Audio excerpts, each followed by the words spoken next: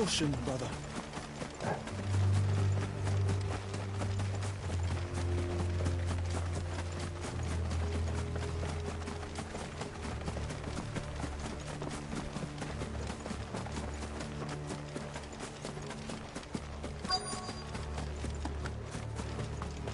Entitlement.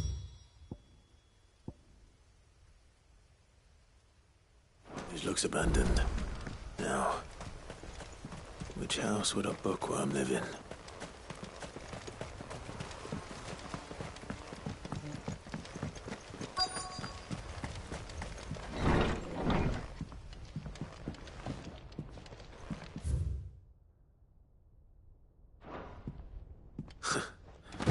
His interests were certainly varied. This is a Royal Army logbook. Did he take this from the local barracks?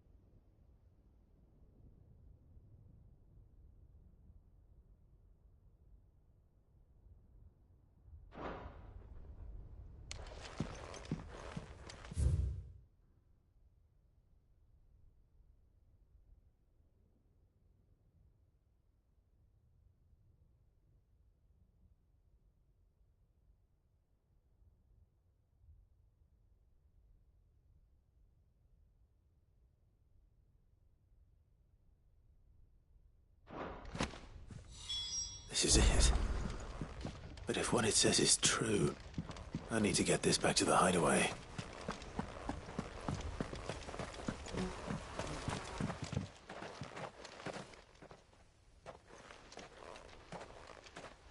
Leaving so soon, stranger? We've been watching you. From a distance, so to speak. Subtle. I know who you are. Then we need not waste time on introductions. Hand me the book. Leave it in our care and return to your life. Your care? Do you mean to burn it or bury it? That is not my decision to make. But by one means or another, its contents shall be removed from the common record. Then I'll have to politely refuse. I won't let you erase our history. Then we find ourselves at an impasse. Very well. The book can just as easily be pried from your dead hand.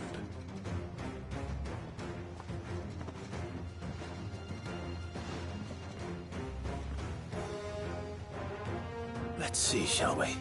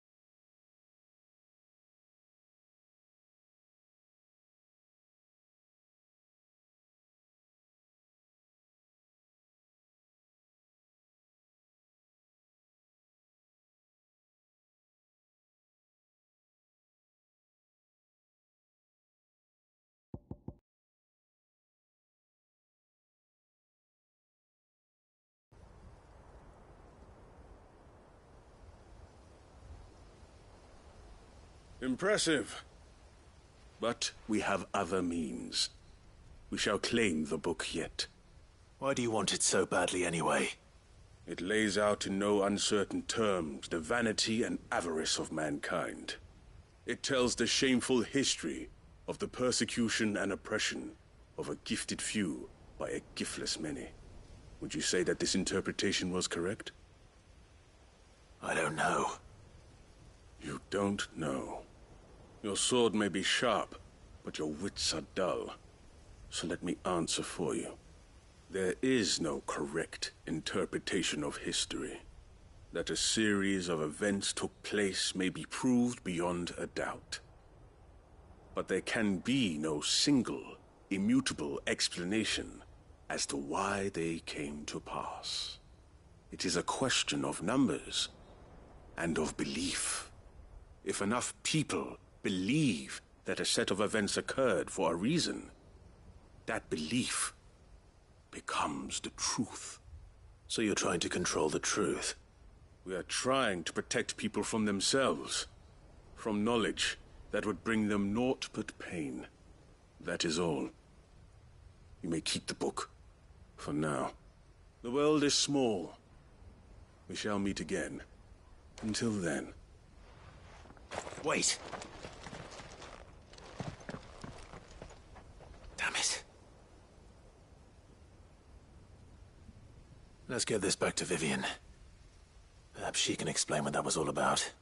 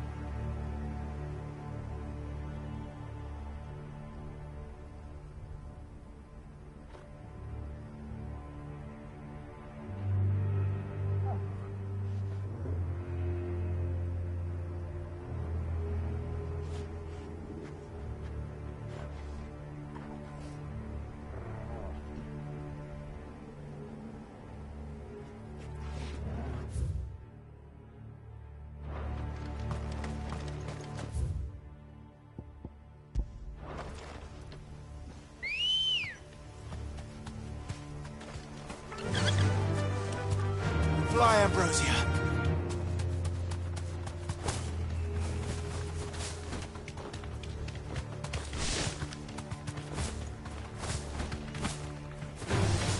All right.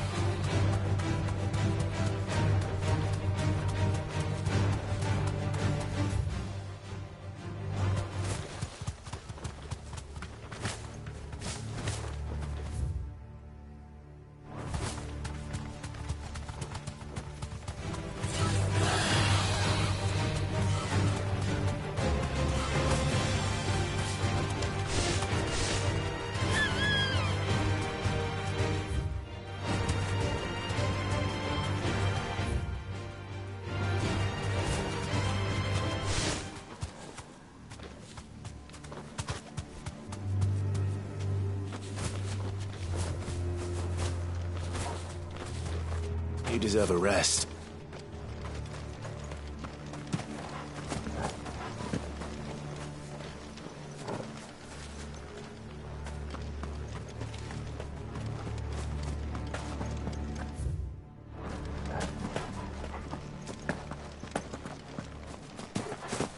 This must be the orphanage. Hopefully the registry is still here.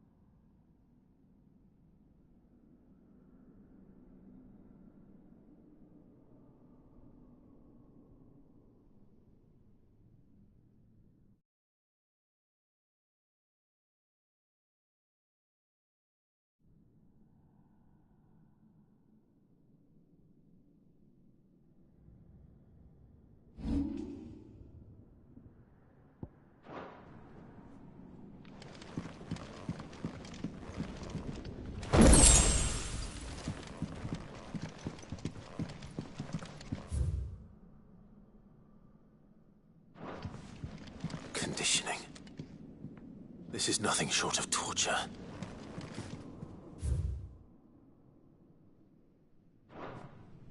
Disposed of. Herman wasn't exaggerating. It's a wonder he survived this place. I need to find that registry.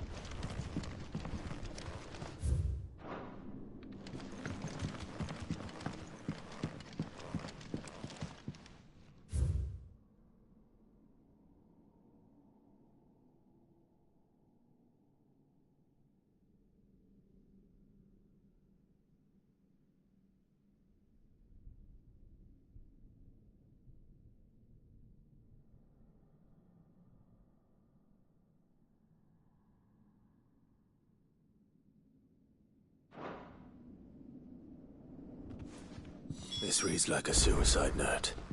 Did the director go through with his plan? There's only one way to find out.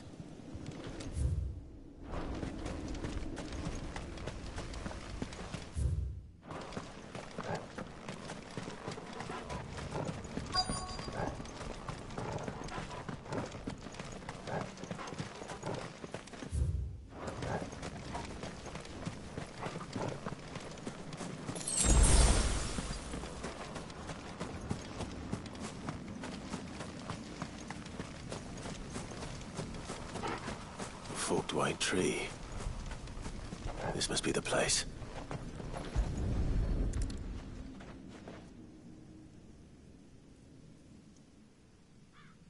Could he really be buried here? There's something hidden among the roots. Let's see.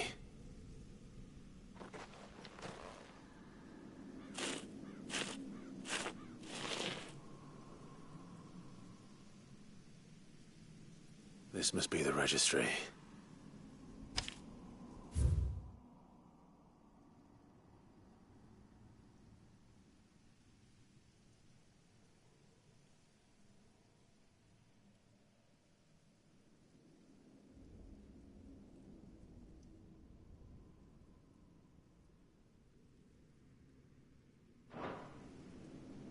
So many names. This place was a slaughterhouse. Where is the architect of all this misery?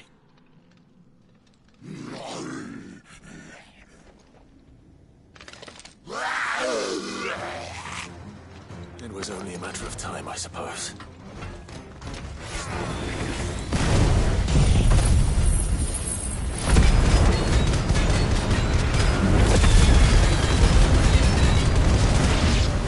This place is cursed.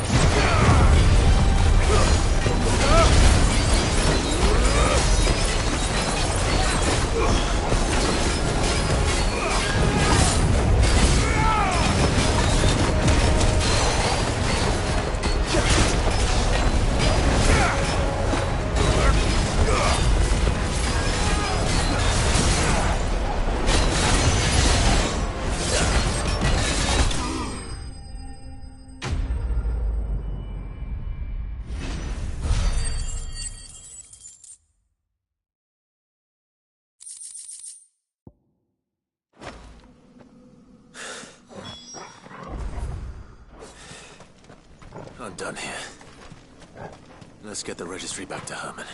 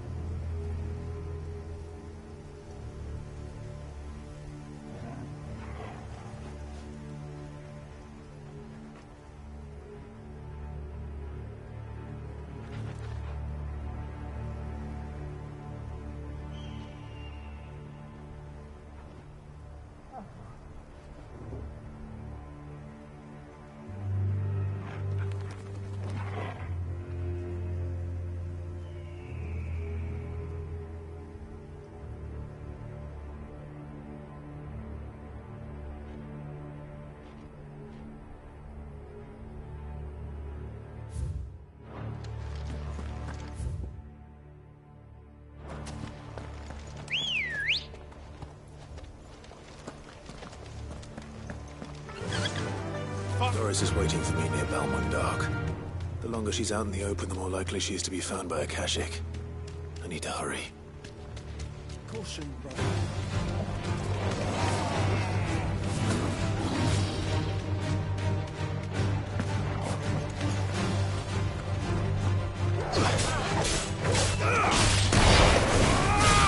Stay down!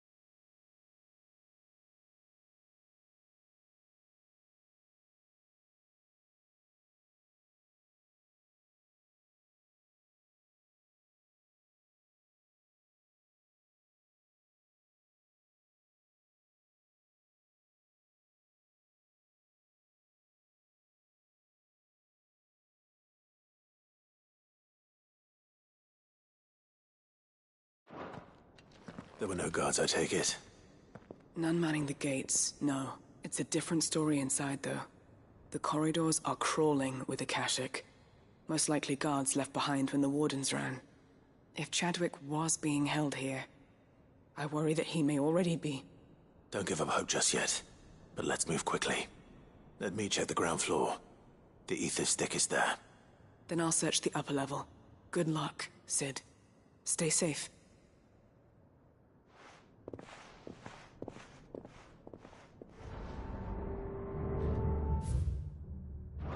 Just how bad are the floods inside the walls? Bad enough to turn a bearer? I hope not. We're risking a lot just being here.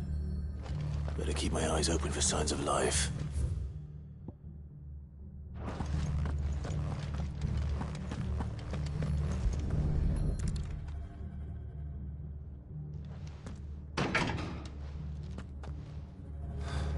tight.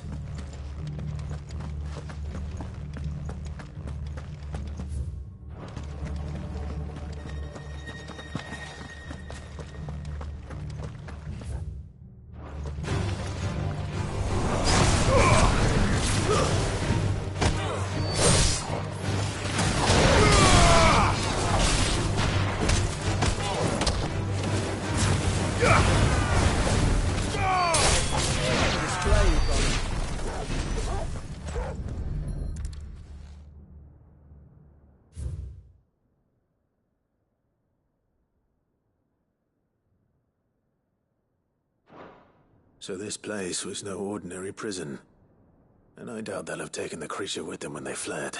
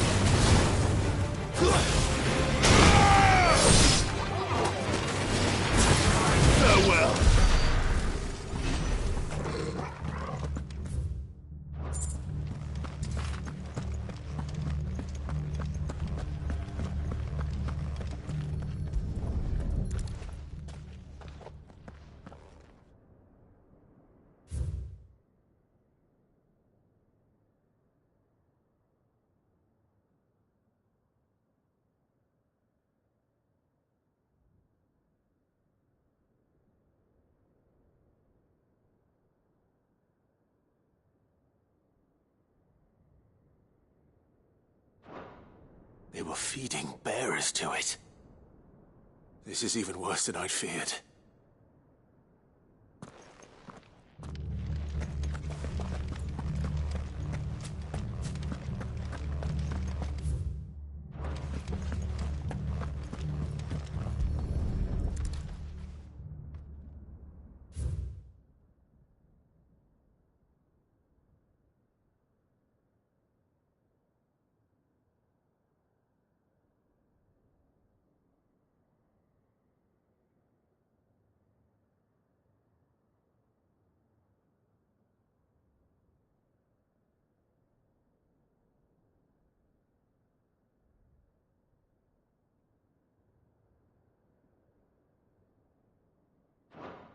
Minimal loss of Waluda lives.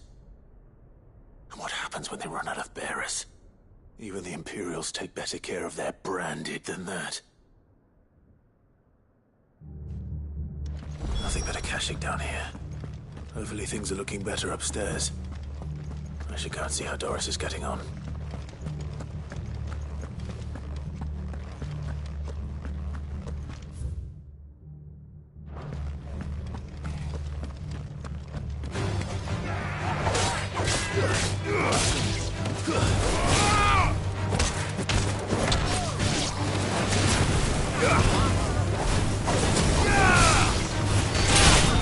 It's over.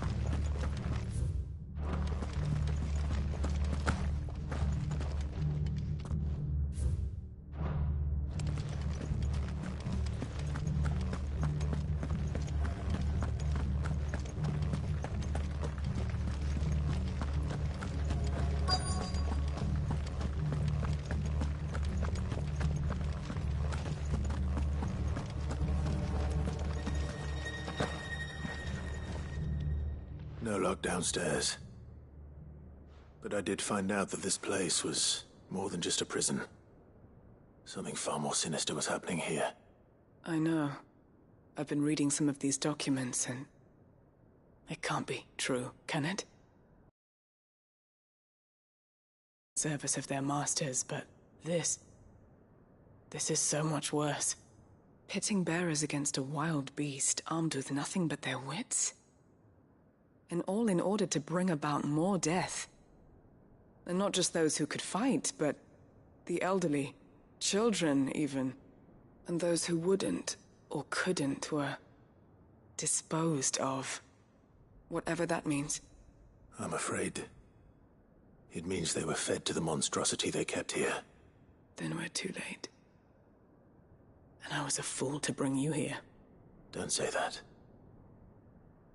Did you find anything else? A key. But it doesn't fit any of the locks on this floor. Perhaps it will fit one of the doors downstairs. There's a corridor I haven't searched yet. Finish up here, then come and find me when you're ready. All right. I'll be there in a moment. If we don't find any survivors, we've risked our lives for nothing. Take care. That creature might still be here somewhere.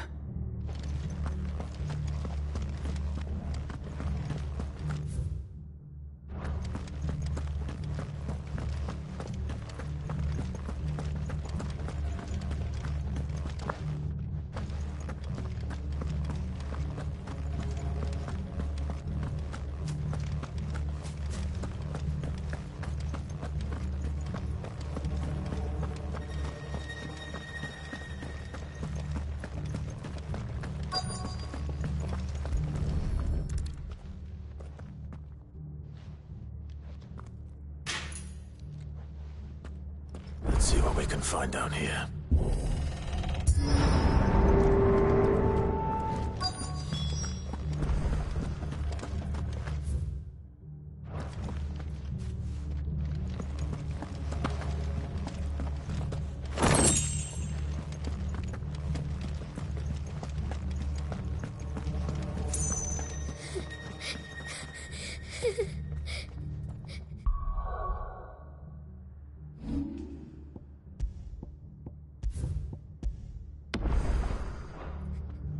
A survivor. And she sounds close.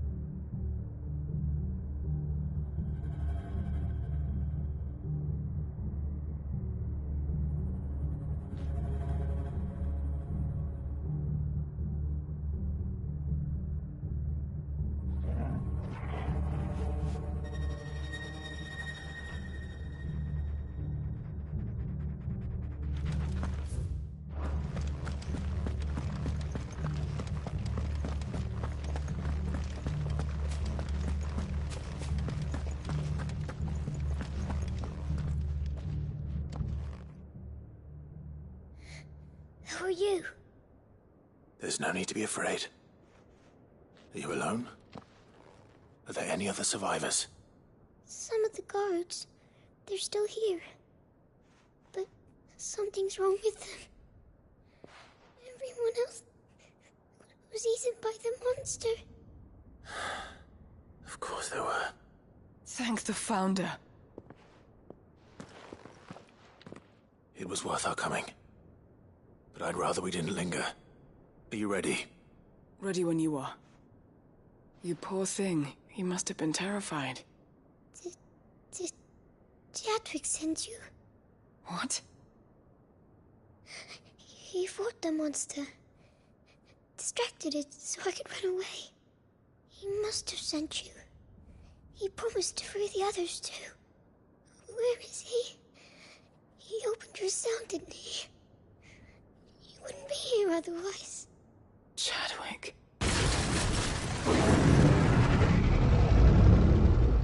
Was that? Monster's back! Chadwick, help! We have to get out of here.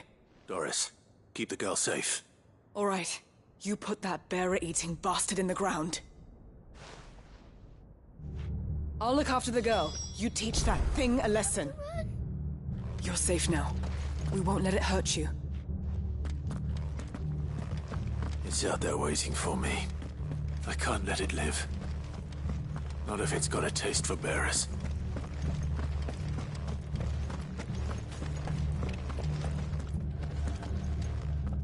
Gah!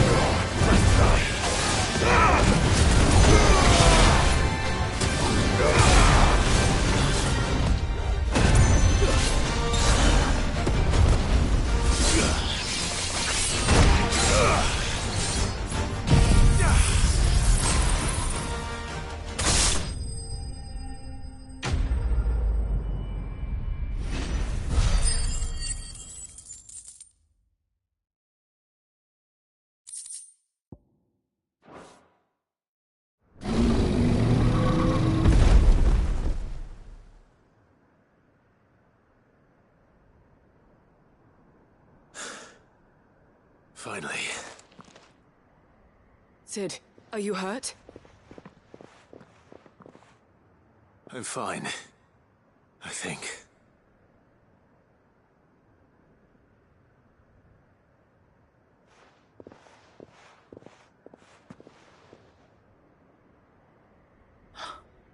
Oh, no. What is it? A diary. I gave it to Chadwick before we went our separate ways. He was here. Do you think that creature? I'm sure he fought bravely to the last.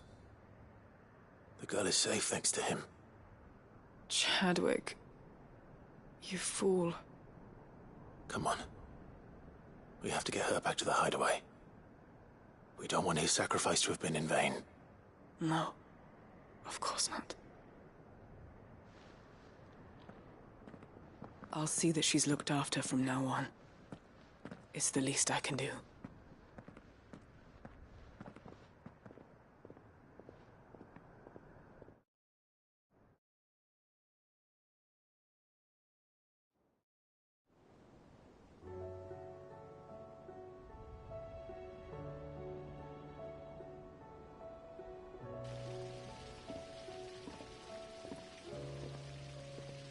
From what I hear, you've barely left the girl's side in days.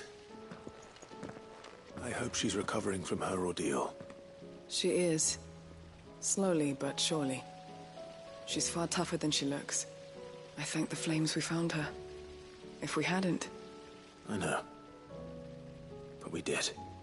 I'm sorry we weren't able to save Chadwick. There's no need to apologize. Without your help, I would never have found out what happened to him. How he fought to the bitter end to save her. To save Haida Marie. That's the man I remember. The man I thought of as a brother. I wish I could have met him. I'd like to hear more about your past. If you don't mind, that is. Of course. You already met my former master. She trained Chadwick and I to do two things. Kill and obey. We were supposed to be sold to the highest bidder when the time came. But no bid was ever high enough to convince her to part with us. For years, we were her daggers in the shadows. But we could never quite shake our doubts about the things she made us do. And then, one day, we just couldn't do them anymore. So we escaped. But staying together was out of the question. They would have found us too easily. After so many years of training, the pull to serve was always strong. It scared me to think he might have taken another master, become a dagger in someone else's hand. But even in captivity, the battles he fought were his own. And he died not as someone's tool, but as a hero. Haida Marie is proof of that. Bearers can cast off their shackles. And the Cursebreakers will show them how. I'll fight until my dying breath to see it done. For Chadwick, and for all of us. Thank you, Doris. We'll be counting on you.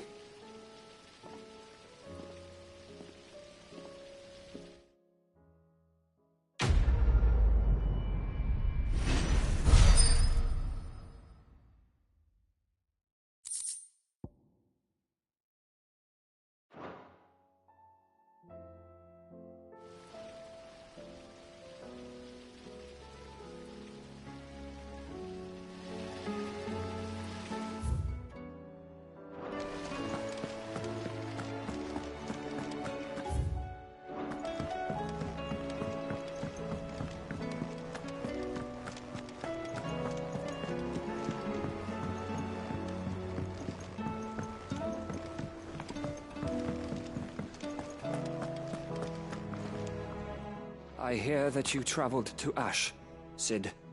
Did you by any chance recover the names of my fallen friends? I did. Yes.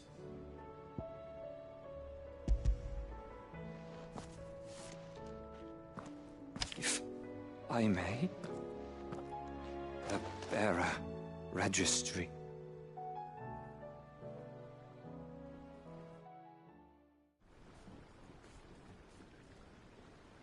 The director was a brutal man.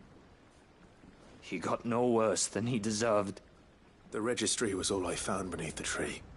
There was no sign of a body. Or any record of what happened to the children after the orphanage closed. I pray that at least some of them survived. All their names are here. The ones we lost. My friends. My light in those dark times. I can still remember their faces, like it was yesterday. Children who were taken from their bunks in the morning, never to return. No explanation ever offered. They'd be happy to know that you survived, Herman.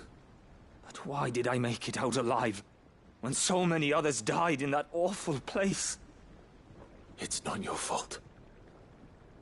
And blaming yourself won't bring them back. Honor their memory. See that their names live on. That way, at least. They're never truly gone. Thank you, Sid. I'm going to write a book. An account of the horrors of Badbach, and the spirit of those its custodians sought to crush. All of Valisthea will know of our suffering, and in the name of those I lost, I will not let it happen again. Neither will I. These records would have been buried for all eternity, were it not for you. Thank you.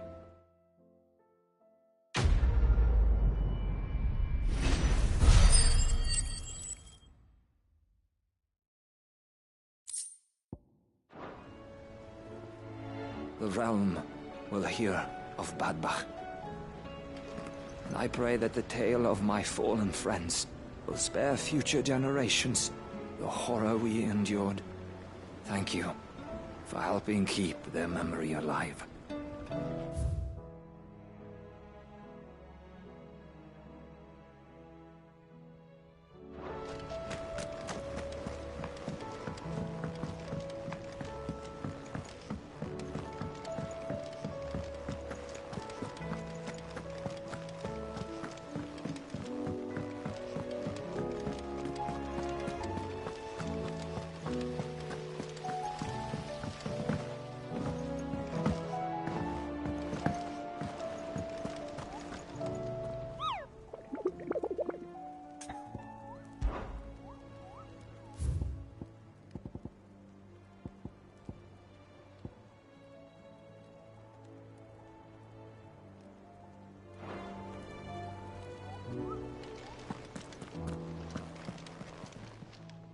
Welcome to the Patron's Whisper.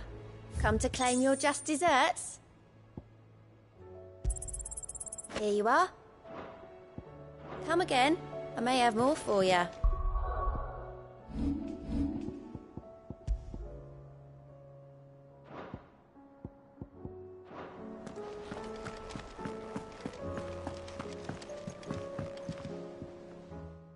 Vivian. I found it. The book you lost.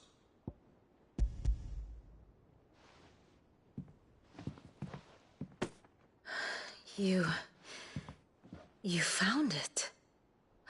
Thank you, Clive. Even though I asked this of you, I was not entirely sure it would be possible. I feared the executors had seized every copy. I met with one of these executors, and I convinced him to let me keep it. He told me something. That the truth is just a matter of collective belief. And that if enough people believe a lie, that lie becomes the truth. It does.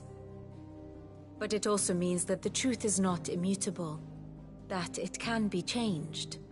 Provided that those who wish to change it can convince enough people that their perspective is the correct one. As the sad history of the bearers proves. You said that the book inspired you to become a scholar. It did. Or its author, rather.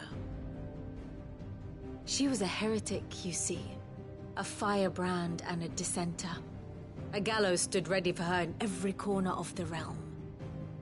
And by shunning society, or perhaps being shunned by it, she stumbled upon a truth so potent that an entire realm trembled at the prospect of its utterance. I, too, have always felt somehow set apart from the world of men. A stranger to my own species. She taught me that my solitude was not a curse, but a gift.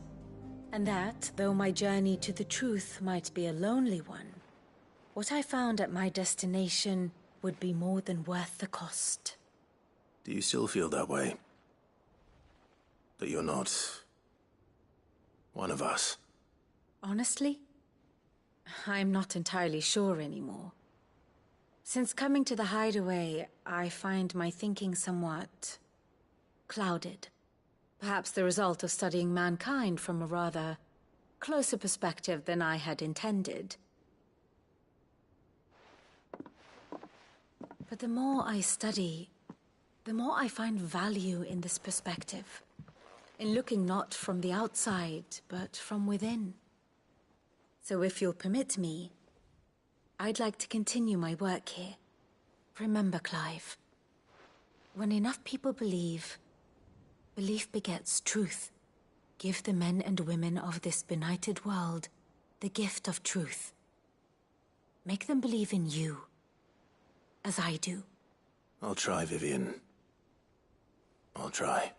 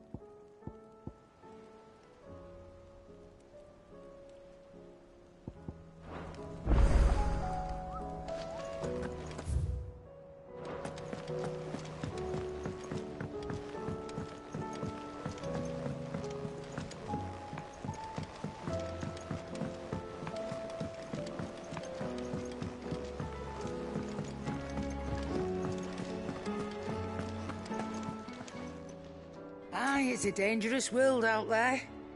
Let's stock up one.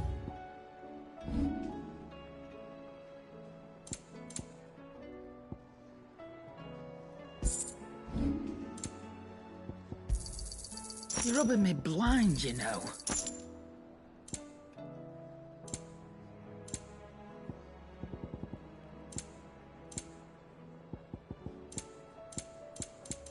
Is that all?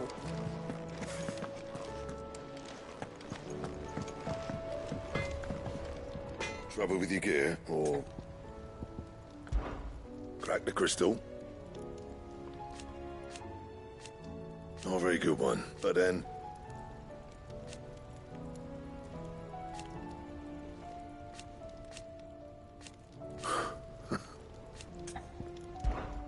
What do you want?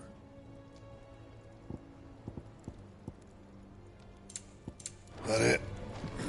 Fine. First the skies, then the crystal. What next? The equivalent of Great Krieger herself.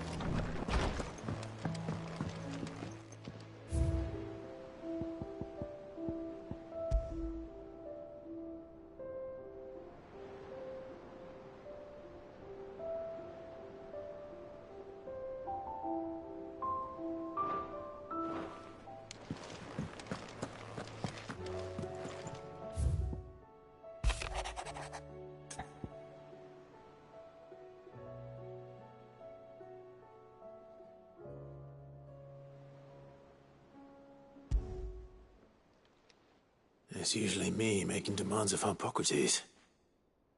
I wonder what this is about.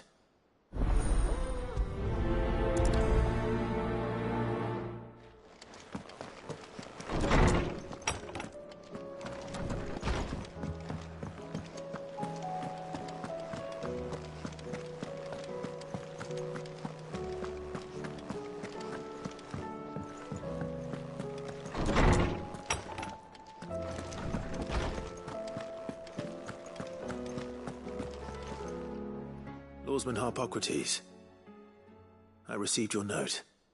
Ah, yes. I expect you're wondering what this is all about.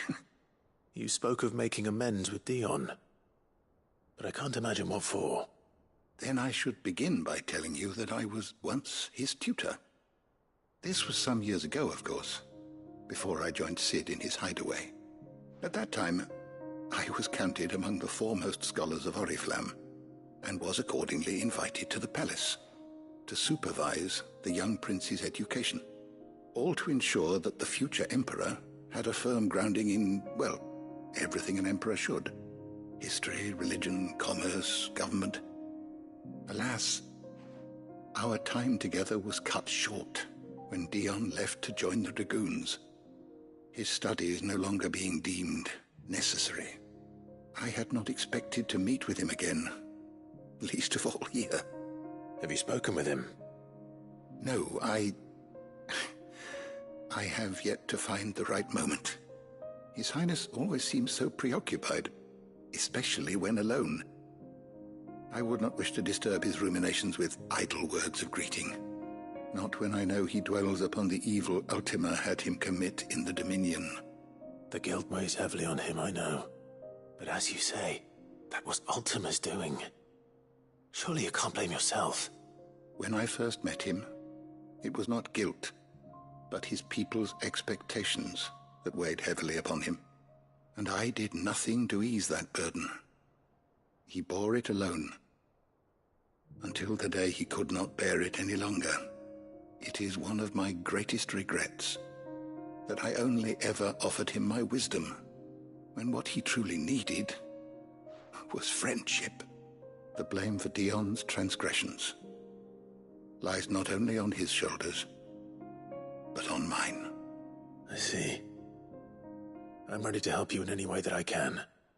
Then I beg that you bring me a wild wyvern tail. Apothecaries across the ages agree that even to glimpse such a flower is to be granted inner solace.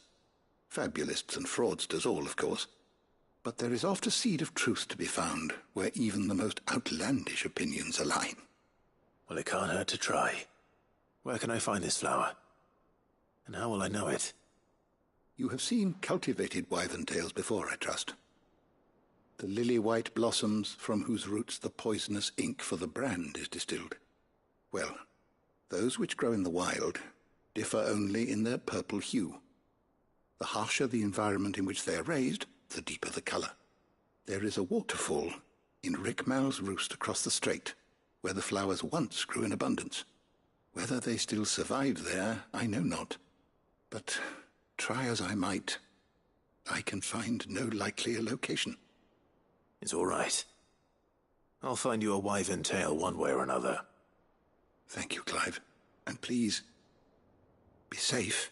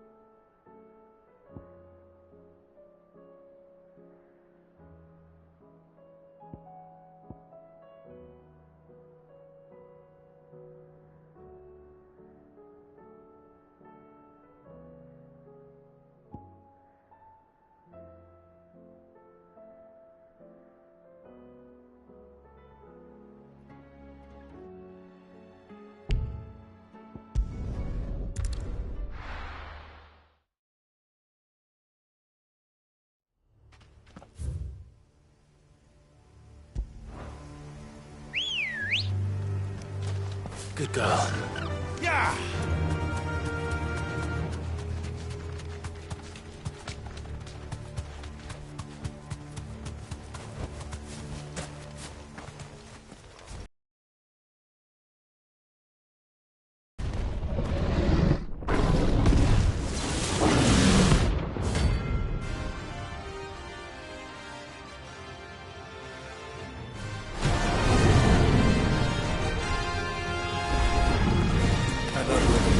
Guard dogs. Quite a specimen it is too.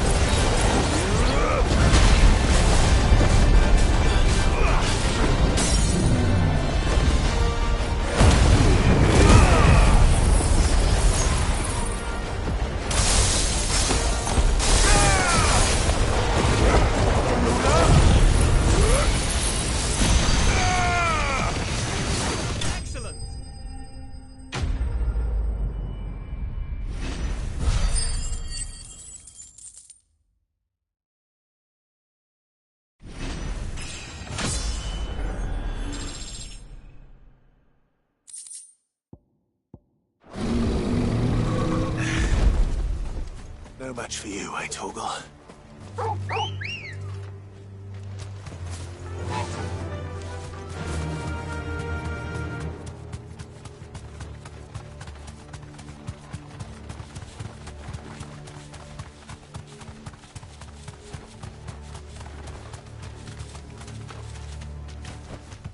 I can walk from here.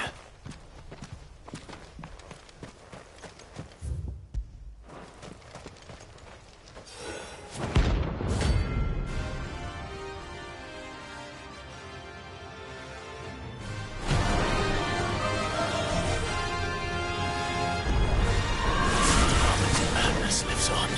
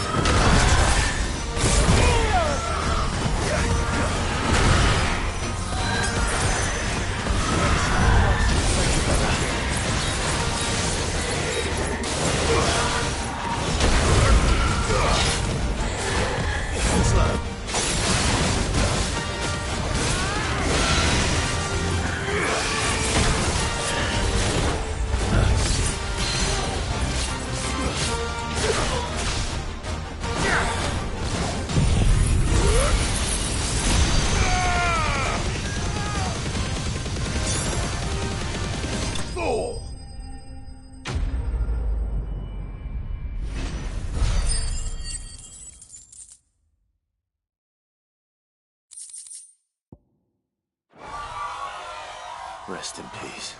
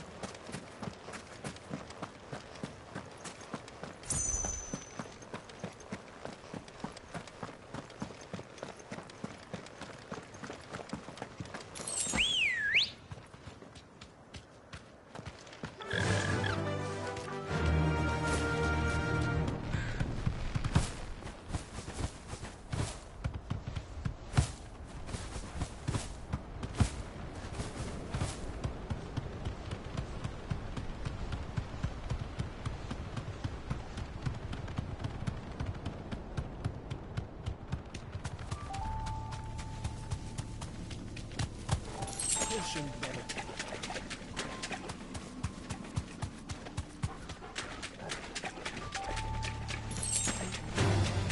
No holding back.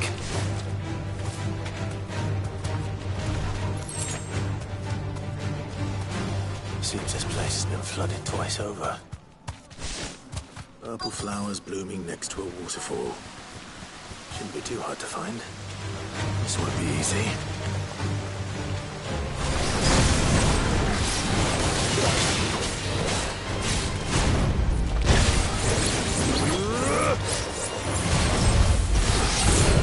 Nice try.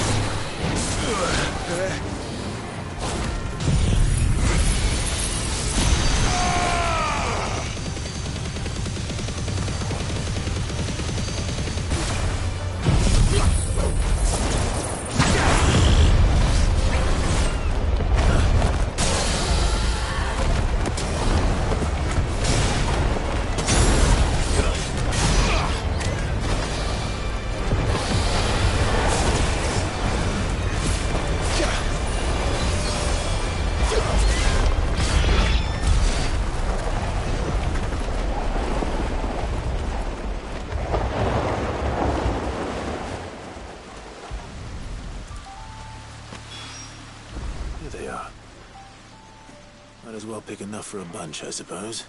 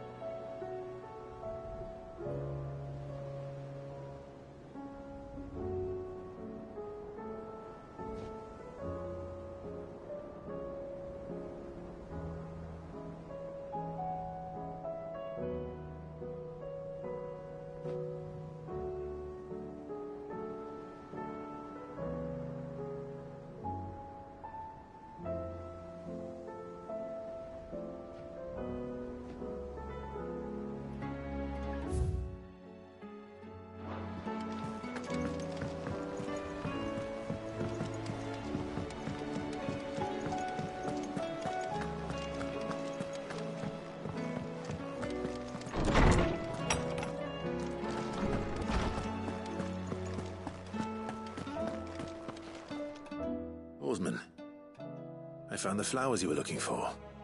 You did? I think I did.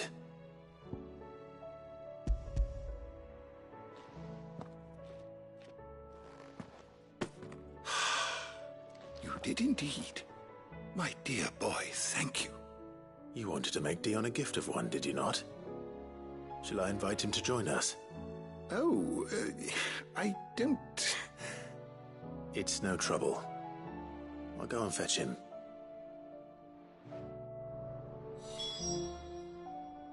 I was wondering when next you'd visit. Thank you again, Clive. I know how hard these flowers must have been to come by.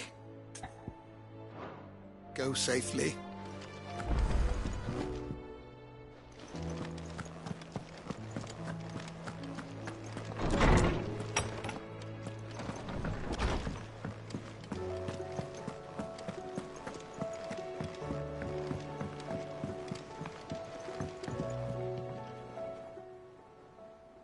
Your Highness, would you do me the honor of accompanying me? Now. It is time, then. No. Only to the shelves. Our lawsman has something he'd like to give you. Master Harpocrates? No. I dare not show my face before him.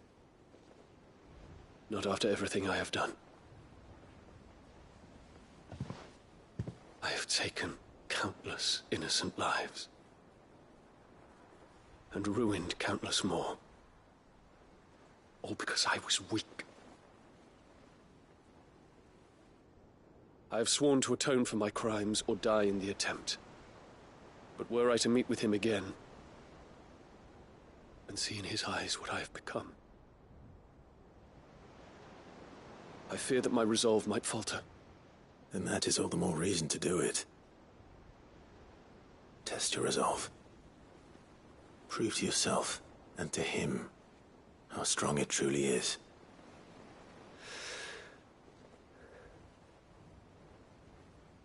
You are right.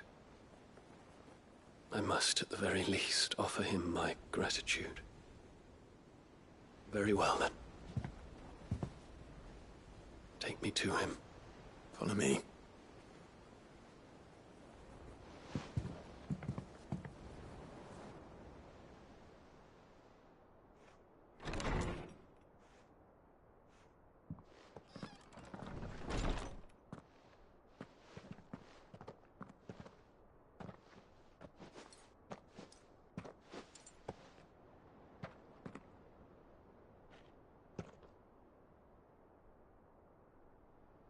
Even now, I hesitate to approach him. What must he think of me? You'd be surprised.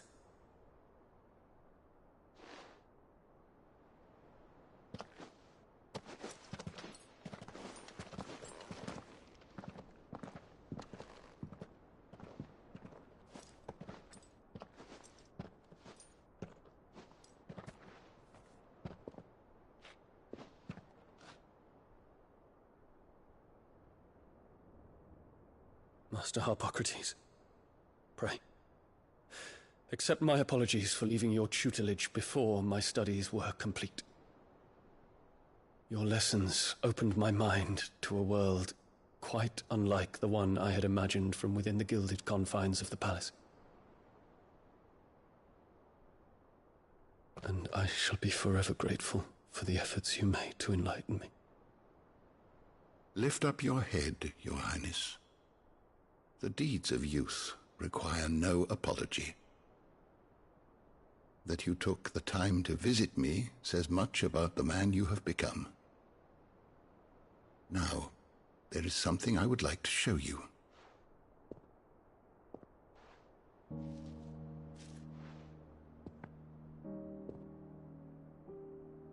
Is that a wyvern tail? The color is unfamiliar to me. Because it is unique to those found in the wild. Something in the harsh environments in which they grow lends them this striking hue.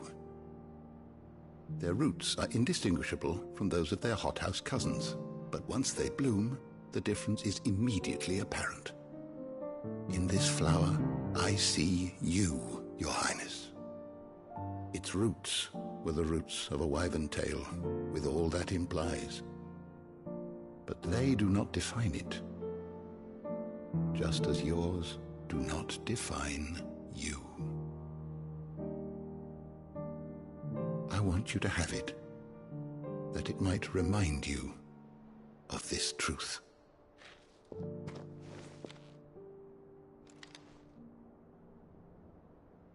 Master Harpocrates, I would ask of you a service. Keep your gift until I have fulfilled my duty to the realm, for only then shall I be deserving of.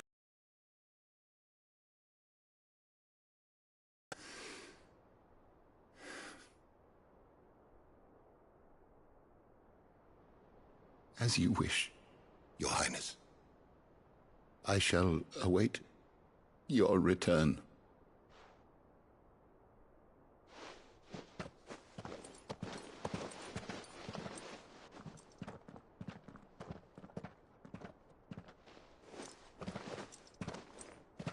Our roots do not define us. No wonder my stepmother didn't like him. For reuniting me with memories I had thought long lost.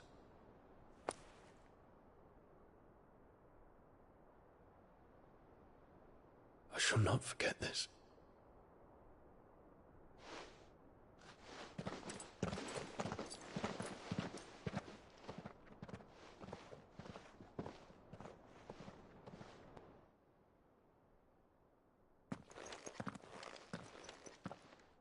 Thank you, Clive. Were it not for you, I fear I might never have found the right moment to speak with him. Not to mention the wyvern tales. I shall plant their seeds, that I might not disappoint His Highness upon his return. I hope the soil in the hideaway is to their liking. Why, these flowers bloomed in the bleak, black wastes of Waloed. I'm sure Nigel's yard will suit them to a T.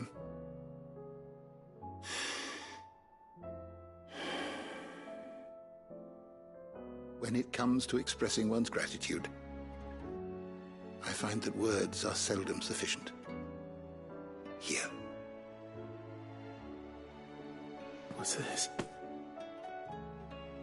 A stolas quill. Or more precisely, my stolas quill. 'Tis said that an owl's feathers are steeped in the wishes it hears over its long lifetime. All those words just waiting to pour out onto the page. So consider this my wish for you. That one day you may put down your sword and pick up that pen. Well, when that day comes, I'll certainly have a lot to write about. Thank you, Harpocrates. It shall have pride of place in my chamber.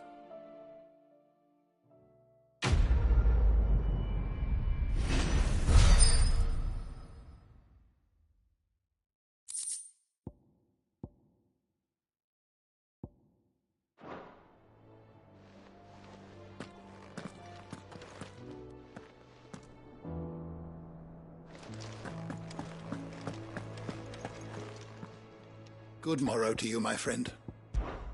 I well recall.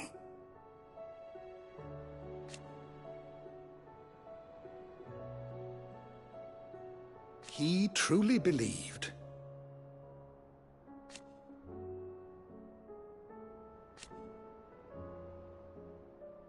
It will take forgiveness from himself. Fare thee well, my friend.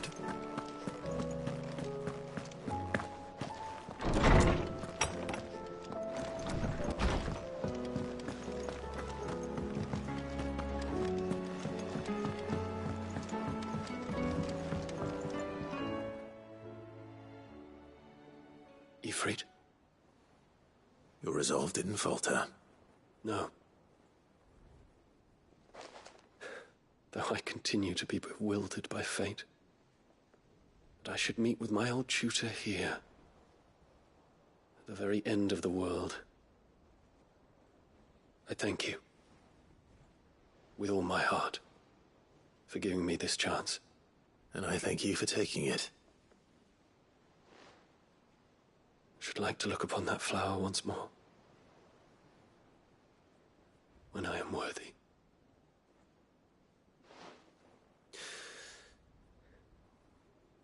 I stand ready to leave for Origin at your word. May Griga go with us. And see us safely home. Must we away?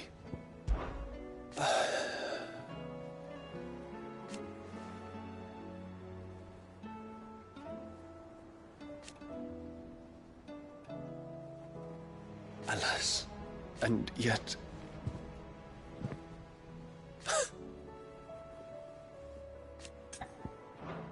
Make ready.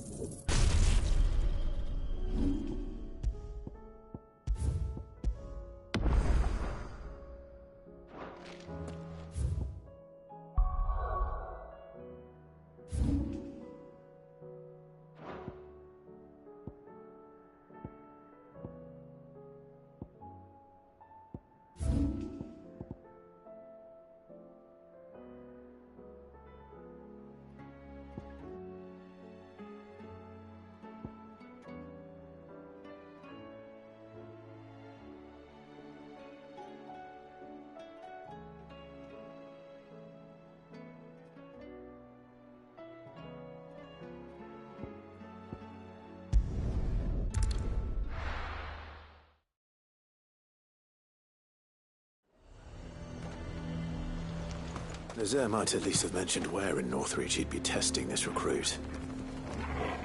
Welcome, welcome. I do like a customer who knows what he wants. An excellent choice. You've a keen eye. An excellent choice.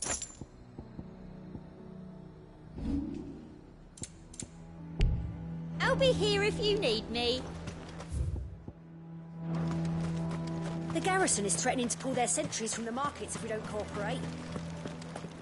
I would speak with this Duke. Saw the captain just now. He's wearing his uniform. Your town needs you. I need you. The Duke would have me. Do you have a moment, Clive? What is it?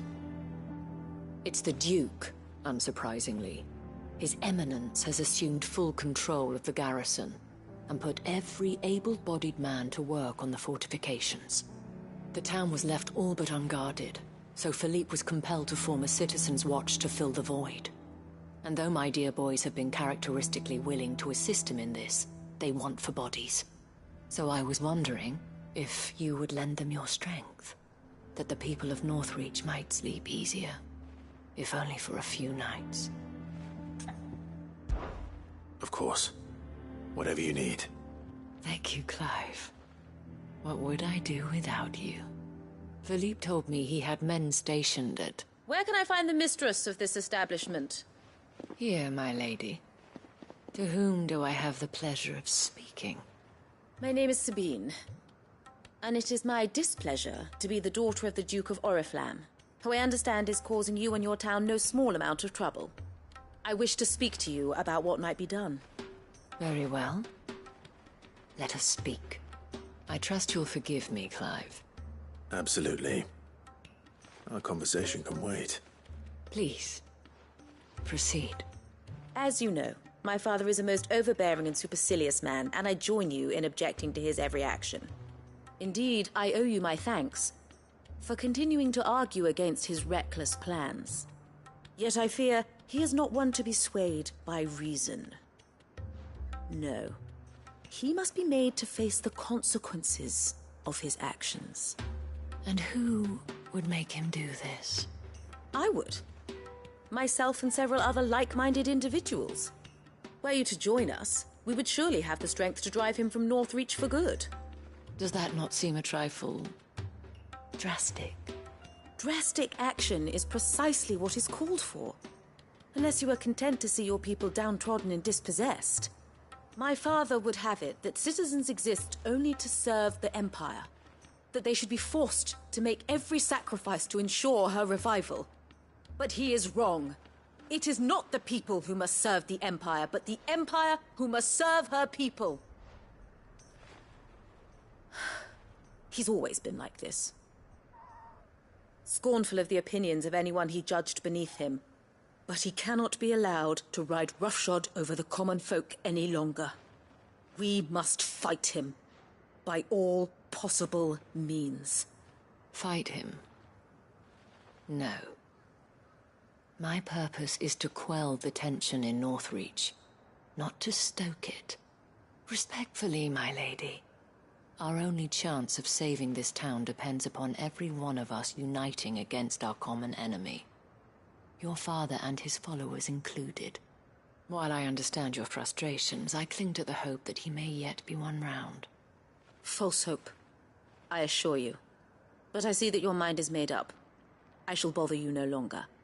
If you will extend me the same courtesy, I bid you good day. She certainly has spirit. Indeed.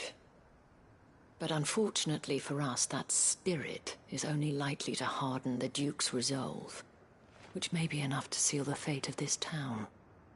Not that she cares. This is all about her and her father. Families. I'm sorry, where were we?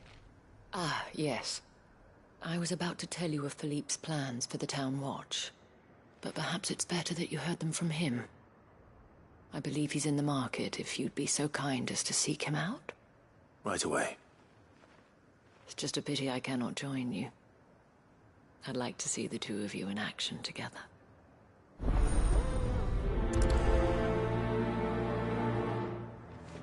The task of organizing the town watch has been taking up a great deal of Philippe's time of late. And the rest he spends guarding the main gate to the markets. You'll find him there, most likely.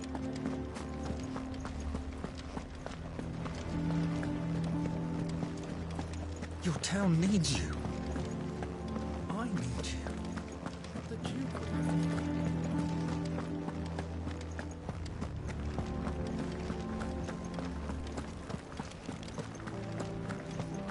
What does the dame have to say about all this, I wonder?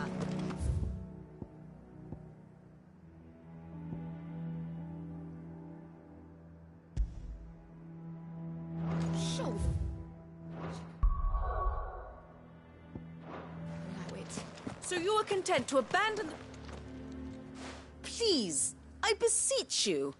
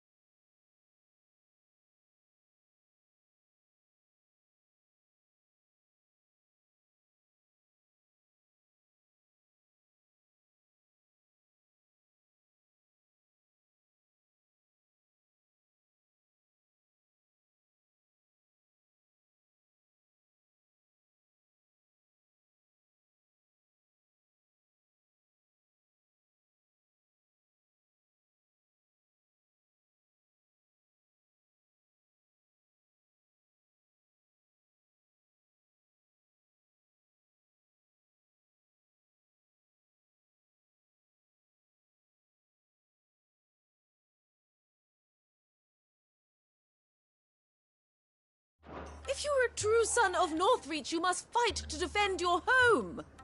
That's exactly what I am doing, milady. Or trying to, at least. The land is crawling with fiends, and someone has to keep watch. Even when our true enemy is hiding in the garrison? Fine. You're not the only able-bodied man in Northreach. Thank you so much for your help.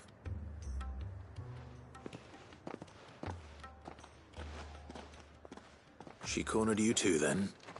Could hardly get a word in edgeways. Like father, like daughter, eh? She made an uninvited appearance at the Vale earlier, hoping to convince the Dame to join her in fomenting rebellion. I bet that went well. Her ladyship seems to have a way with people.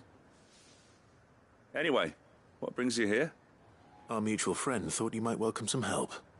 Oh, she did she? Right as always. In fact, you're just the man.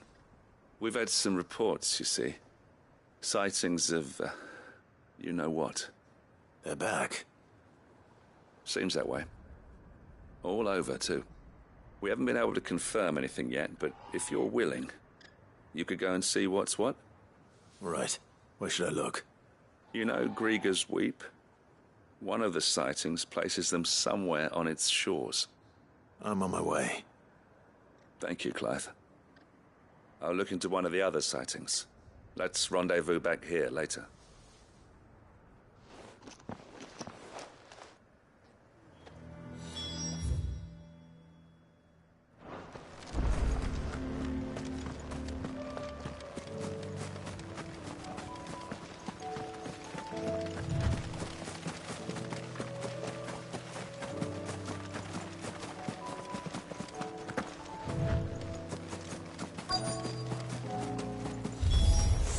Damn it. The reports were true. I need to stop them before they get to the town.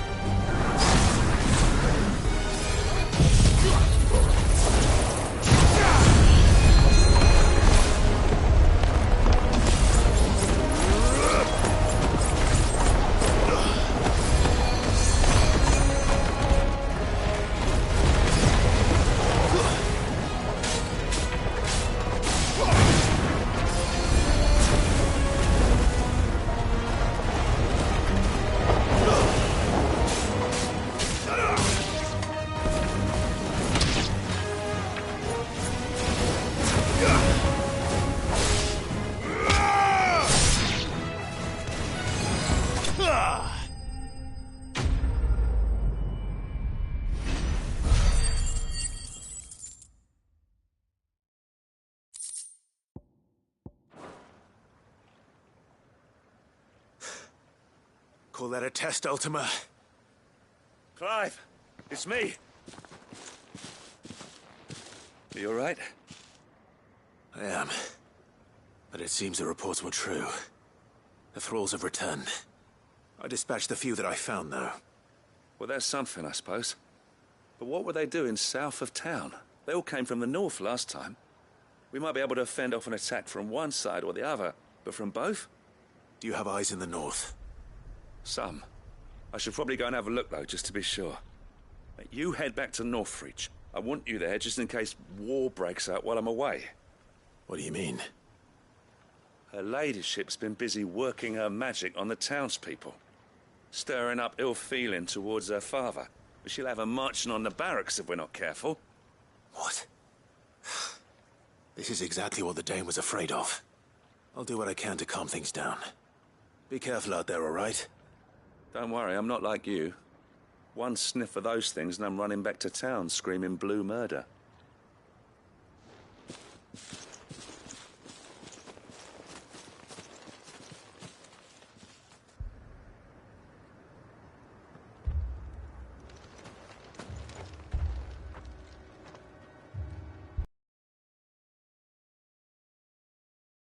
Given enough, and only a fool would ask for more. Listen to me, Sabine. Where would our people be without their country, hmm? The Empire is their sword and their shield.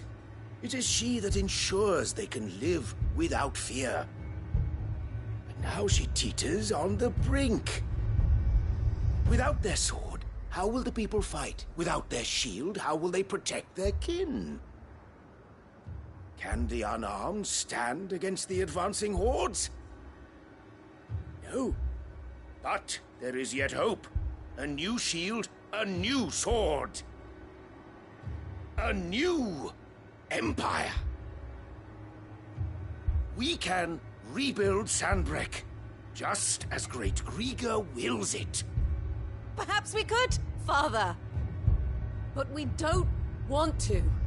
Not if it is built on the broken backs of the people. Please, let us not quarrel in the street. You must see that no good will come of this. Our fight is not with each other, but with the threat that draws ever closer to our gates. A threat that your sword has yet to rid us of, Your Eminence. You will hold your tongue, whore!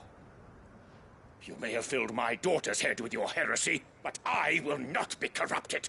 Corrupted?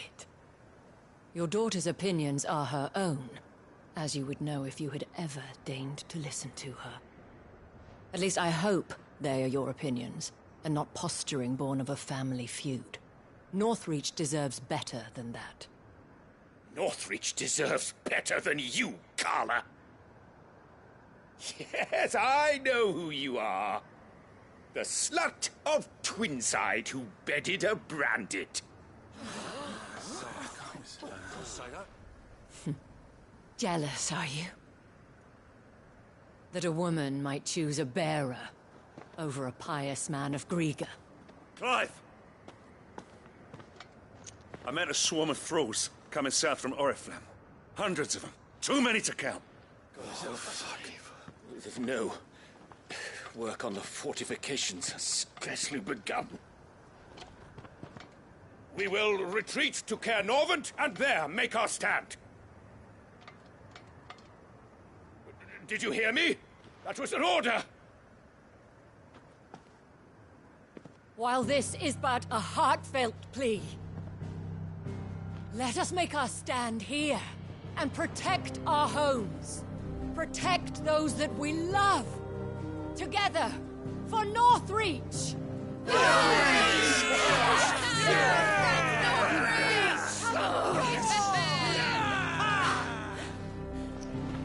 You heard the dame.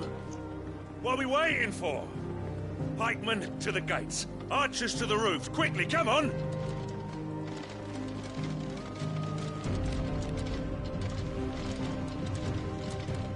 But she is but a common...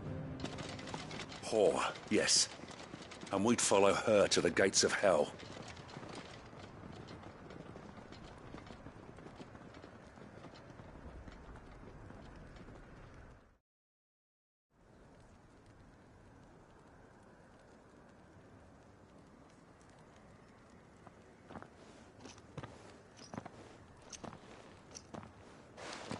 The men have their orders, and they look like following them. I got them spaced out at regular intervals. Whichever direction the thralls strike from, there'll be someone there to meet them. Thank you, Philippe. Rest assured the people will play their part. The herbalist has donated her stock of medicines to me. Should any of your men be injured, take them to the Vale. We'll see to them there. Thank you, milady. I will. I'll play my part too. You still want for numbers. Unlike the enemy. I only hope I can go some way to evening the odds. Philippe, can I leave the south in your hands? I doubt the thralls by the lake were the last of their number. Of course. I'll lead a party down that way so we don't get taken by surprise. What about you? I'll make my way up the road to Oriflamme. I fought a few of these things. And while I can't promise to hold them all back, I should be able to thin the herd. All right, but take care. Thank you, both of you. You can thank us when it's over. Till then, madame.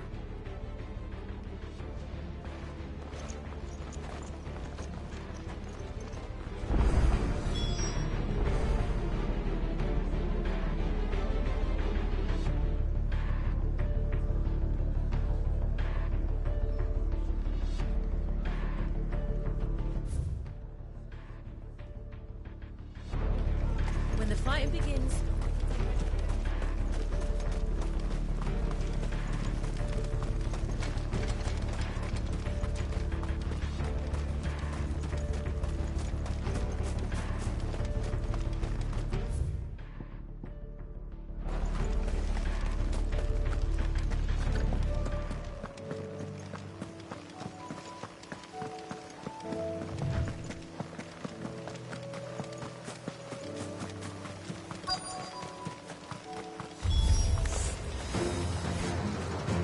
There are so many of them. Not for long.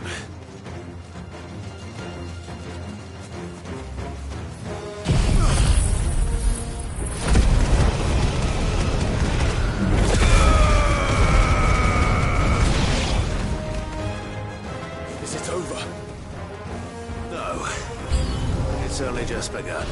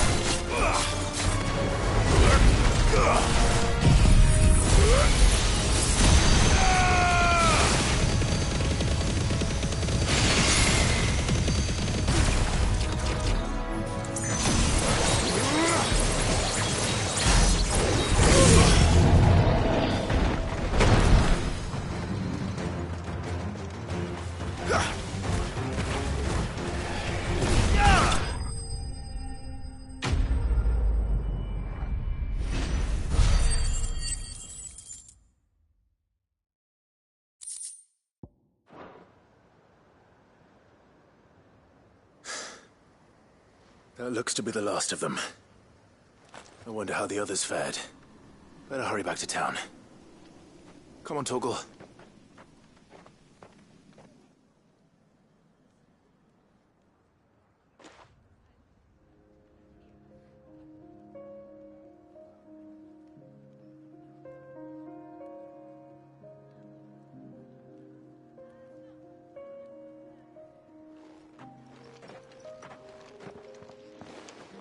Clive, it's good to see you. And you. The road to Oriflamme is clear. How did you and your men fare? Well, we ended up fighting for our lives down by the lake. Took a few nicks, but nothing the girls of the Vale can't put right. Glad to hear it. Well, it seems we've survived. For the time being, at least. I thank you both for answering the call. You were right. And I was wrong. About everything. I had thought that the only way to unite the people was under the banner of Empire. That without a strong hand to guide them, they would drift apart, to be borne hither and yon by the eddying currents of fate. But you brought them together. Not by force, nor by the exercise of goddess-given authority, but by simply being one of them. By knowing what they feel, because you feel it yourself. Our purpose was ever the same, Your Eminence. You were merely distracted by a loftier vision of empire and glory, while our eyes beheld matters closer to home. You have the right of it again, as did you, Sabine. His radiance said it himself. Sanbreque is naught without her citizens. I forgot that, and I am sorry. I'm sorry too, Father. I should never have taken things so far. I only wanted you to understand how the people felt. How I felt. But my anger got the better of me. Do not blame yourself, my dear. This was my doing. I should have listened to you. To all of you. Your Eminence, your ladyship, I do not doubt that you came here with the best of intentions. But I believe the same could be said of us all. We all want safety, security, prosperity. Not just for Northreach, but for the entire realm. And we may yet achieve it. If only we work together. Will you join us in this? Yes. We shall. Thank you, Your Eminence. Now that that is settled, I must go and see to the wounded. The Vale's doors are always open to any soldier in need of relief. And today there are more than ever before.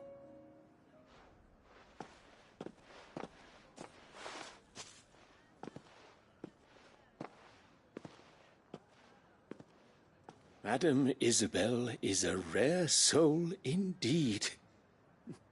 In these dark times, I see that it is not men like me who should lead the realm, but women like her. You're right. If only I'd listened to her when I had the chance. Forgive me for saying so, milady, but you still do. The dame said it herself. We can turn things around. We just have to work together. And that goes for you, too. You're one of us now. One of you? Well said, Captain. Let this be a new beginning. Not only for Sanbreque, but for us. Well, since there's nothing more to be done here, I should see if Isabel needs any help moving the wounded.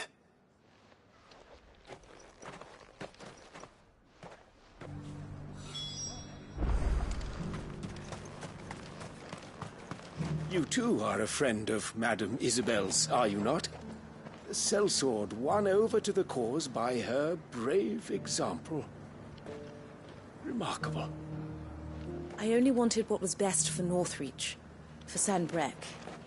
And I still do. But this time, I will go about things the right way, in concert with others, rather than in spite of them. Thanks for your help, Clive. We couldn't have done it without you. Now all we need is for their eminences to start pulling their weights.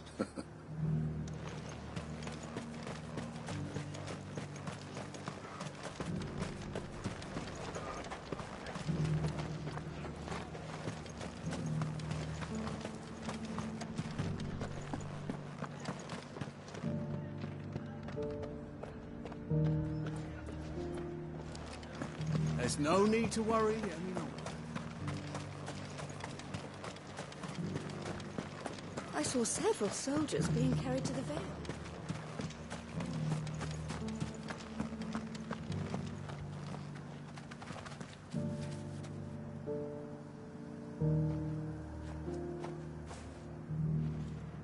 How goes the treatment of the wounded? I'd be happy to man one end of a stretcher if it would help. You've helped quite enough for one day, Clive. thank you. Don't mention it. Oh, but I must. After all you've done for this town, it is the very least you deserve. Tell me, if Northreach had fallen, what would you have done? A woman of your means could find a home anywhere in the realm, but I sense you would rather have died here. It's a long story. For you, madame, I have all the time in the world.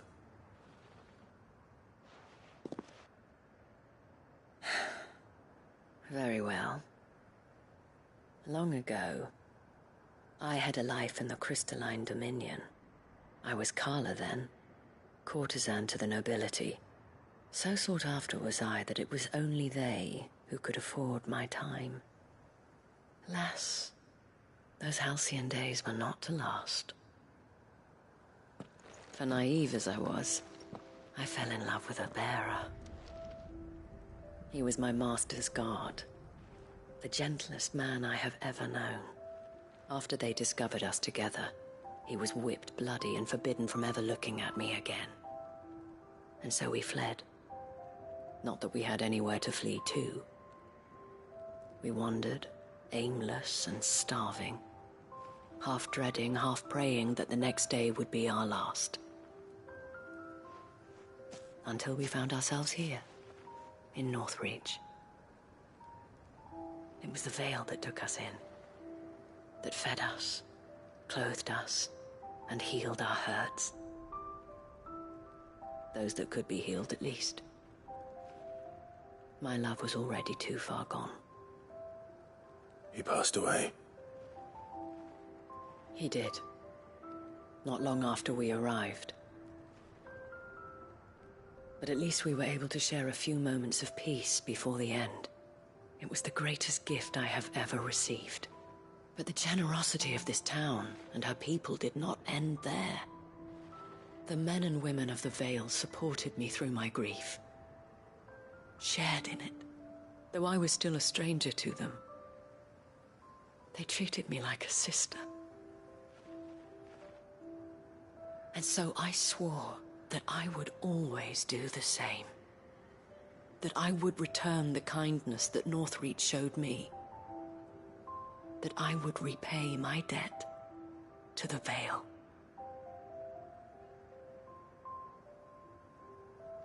Thank you, Isabel, for sharing this with me.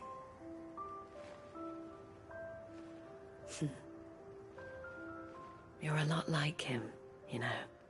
Perhaps that is why I have such a soft spot for you. Never stop fighting, Clive. And I shan't either. I know that it will not be easy to keep Northreach together. But our efforts will be rewarded. Just look at us now.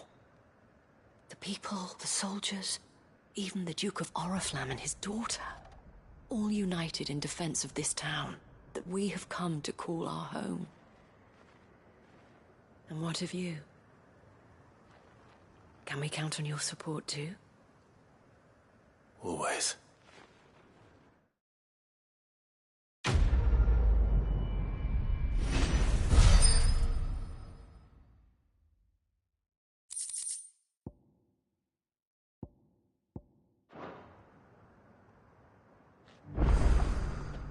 We have brought Northreach together. Now the fight begins to keep her together. For if this town is to survive, we must all play our part. Including you, Clive.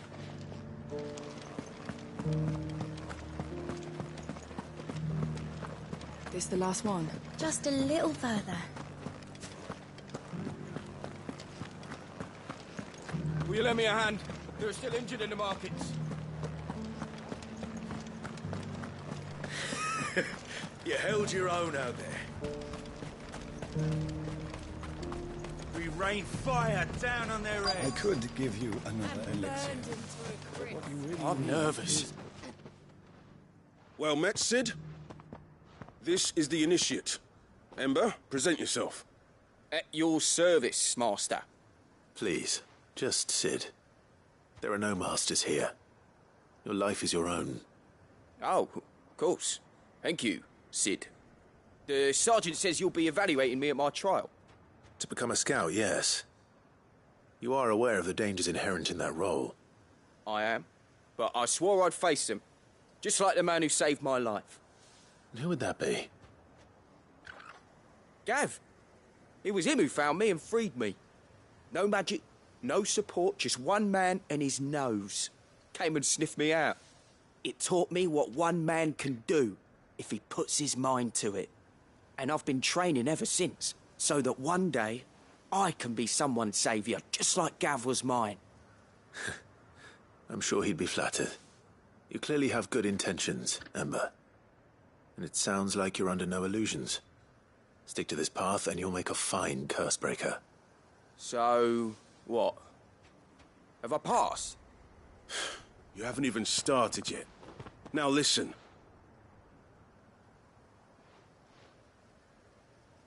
Not far from here is an Imperial lookout, Eastwatch. The guards there record all their sightings in a logbook. You are to find it and bring it here. And bring it here, right. Anything else? No. Sneaking into a heavily guarded Imperial outpost and stealing the logbook would be quite sufficient. You'll need to assess the situation, determine a point of entry, create a distraction and effect an escape, all without being discovered and thrown into an Imperial oubliette. Ember, Gav isn't our best scout because he can do everything. It's essential that you know your limits. Know my limits, right. I won't let you down.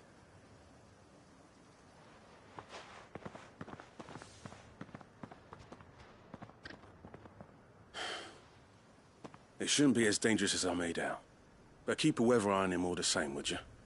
On my way. All right, Ember. Impress me. Even now, the capital has moved. The Empire keeps the watchtowers overlooking royal meadows and the Sea of Grace manned. But only by a skeleton crew. It's a trial, not a death sentence.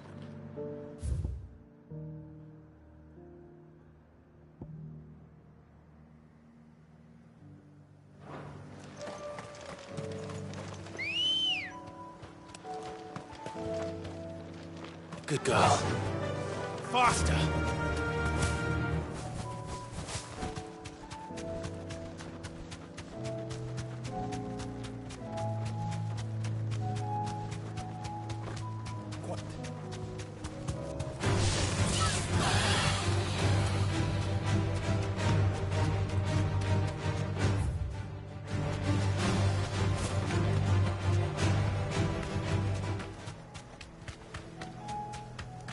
These are clean kills. Perhaps young Ember really is ready. Or maybe not.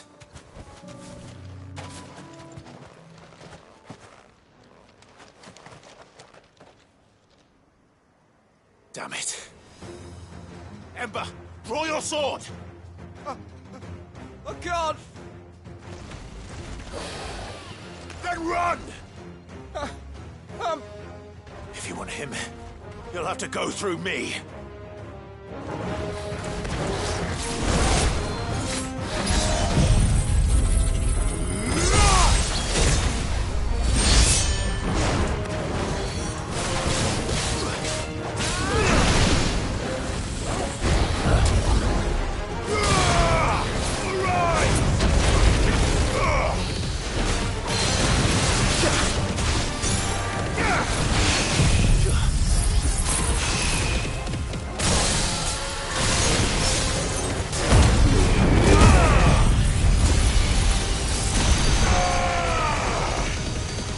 Finished.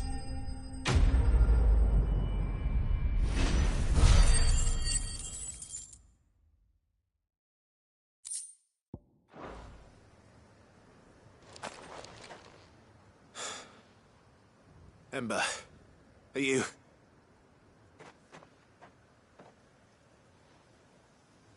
Gone. Of course. Scouts really are a rare breed. Back to Northreach it is, then.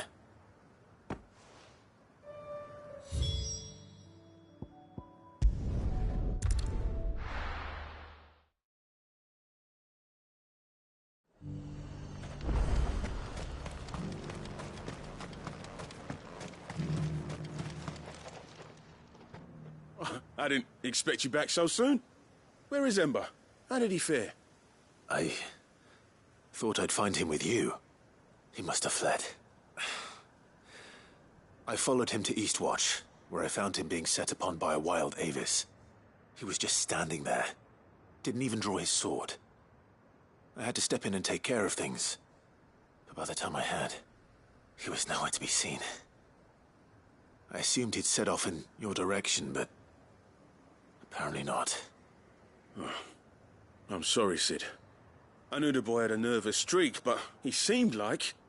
The right man for the job? I believe this is the logbook you tasked me with retrieving. Eh? How did you... Don't you tell me you breached the tower while Sid was busy saving your skin. What? Wasn't that what you asked me to do? To bring the thing back without getting caught? He has you there, Nazaire. And he did it all on his own. But Sid, he did what he thought was best. And now I have to decide whether I agree. Of course. We'll await your evaluation back at the hideaway. Don't you leave my sight. Yes, Sergeant.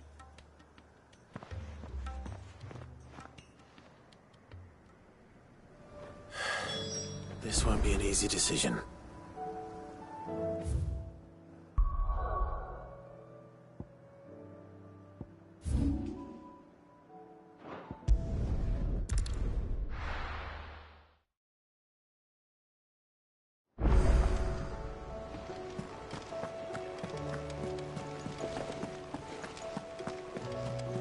You should have seen him. Welcome back, Sid. Welcome back, Sid. Yes. Welcome back. Trip wasn't too much of a pain in the arse, I hope. Truth be told, it was me who suggested roping you in to help with the trial. But from what I hear, things didn't go quite as planned. No, they most certainly did not.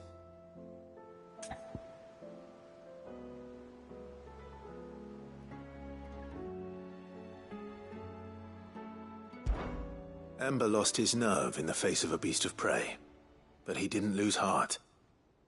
He pressed on, and he achieved his aim. And is that not what we ask of our scouts? Indeed it is. Thank you for your honest appraisal, Sid.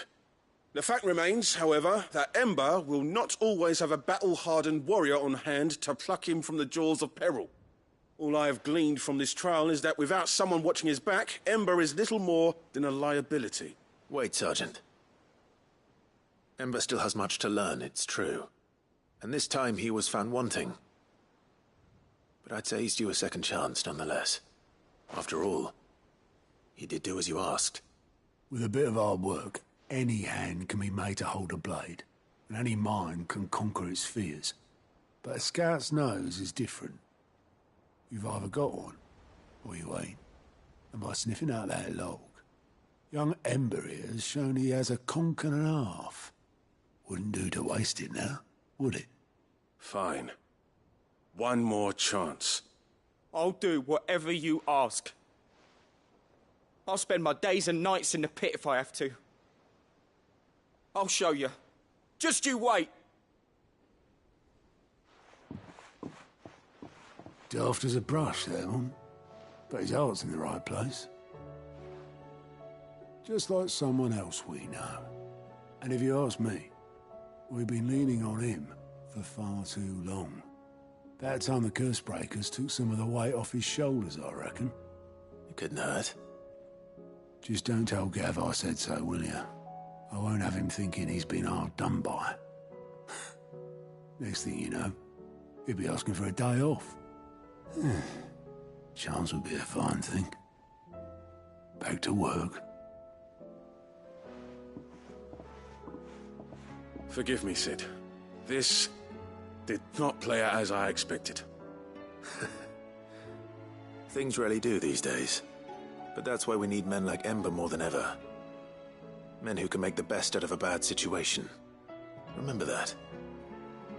I will, Sid. Thank you.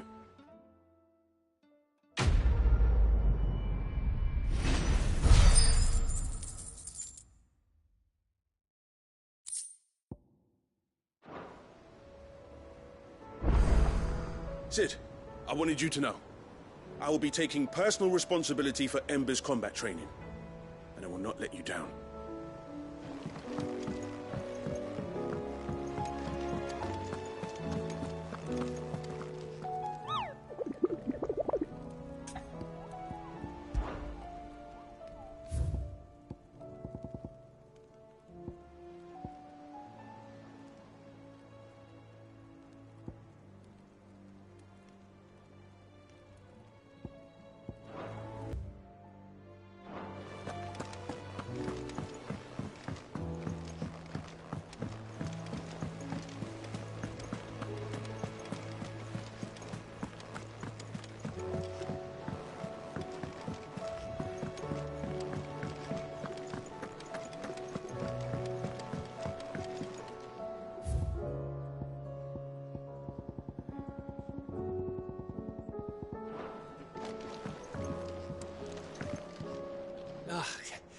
You alright? Something troubling you? No more than usual. It's just... Eda's baby will be coming soon, and I wanted to make something for it. I'm sure she'd like that. Back in the north, families would always make gifts when a bairn was on the way. Yeah, let the little tykes know they were welcome in their new homes, like. So, what's the problem? Well, the problem is that Eda's due any day now. I don't know if I'll be ready in time. Is there anything I can do to help? You know, there just might be.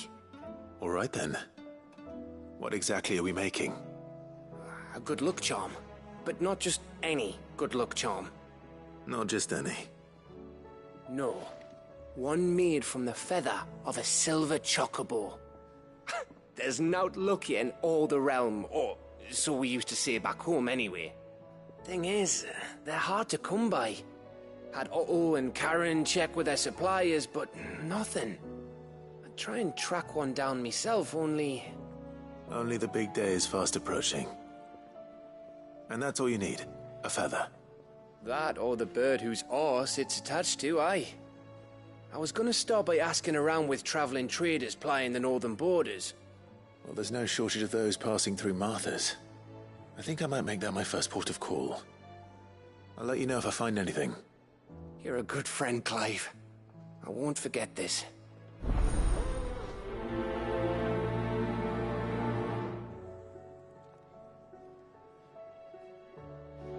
Can't say I've ever seen a silver chocobo myself, but I have seen one of their feathers. Look just like a normal one, only silver, obviously. Well, grey.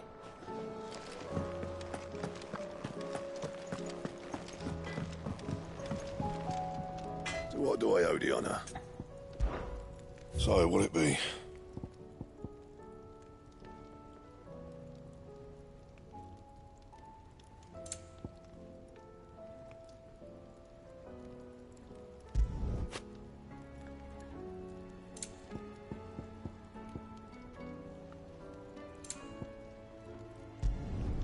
No scratches, right?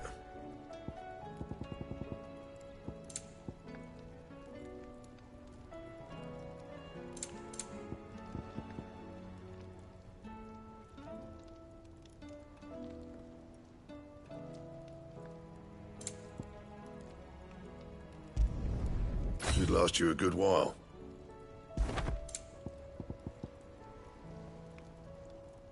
And? First the skies, then Bristol. What next? The advent of the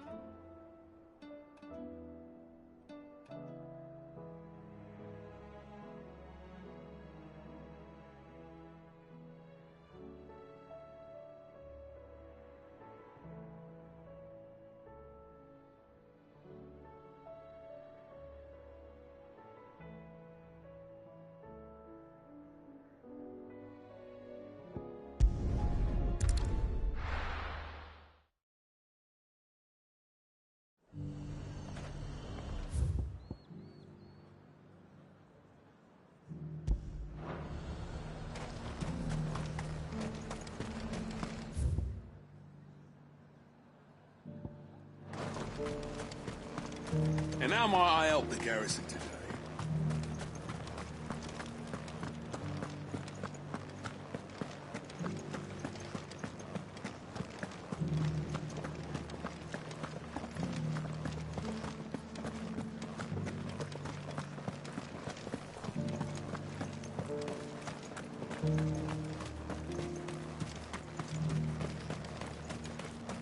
Those things didn't fight like men.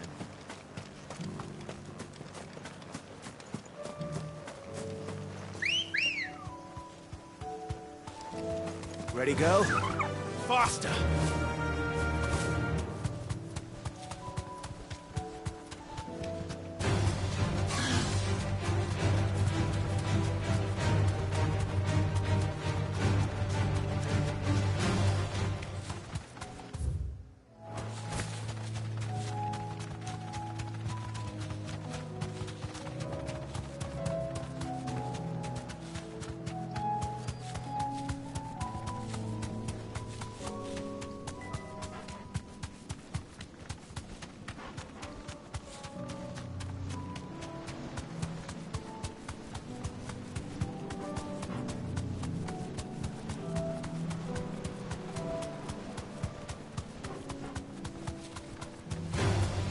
Time to fight.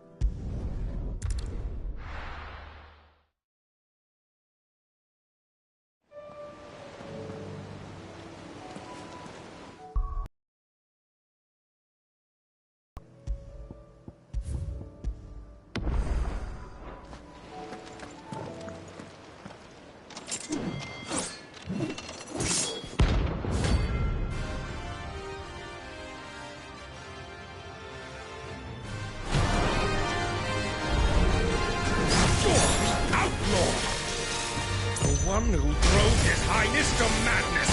On your knees! What? He hasn't heard. And it doesn't look like he's willing to listen. Only your death will tell!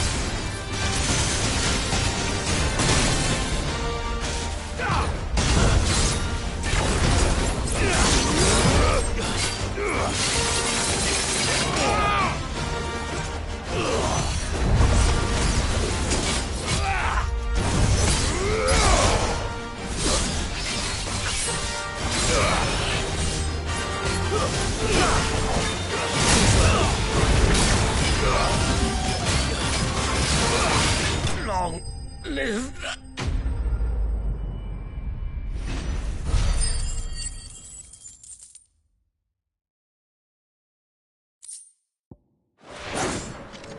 Damn it.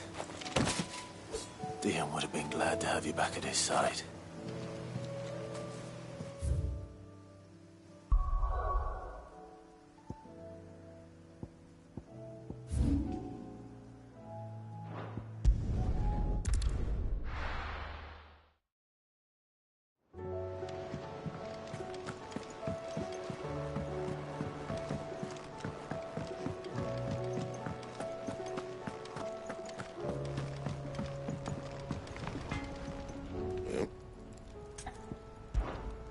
Sangforian, dear.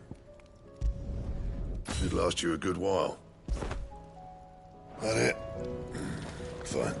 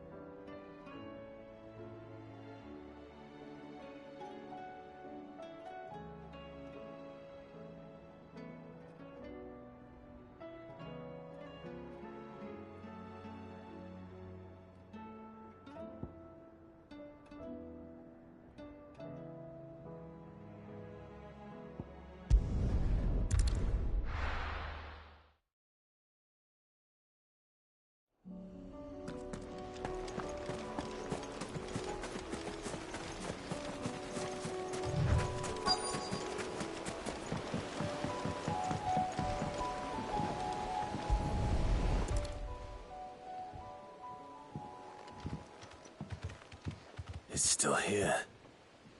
After all these years. Lots smaller than I remember. And you're a lot bigger. You might have to swim, boy.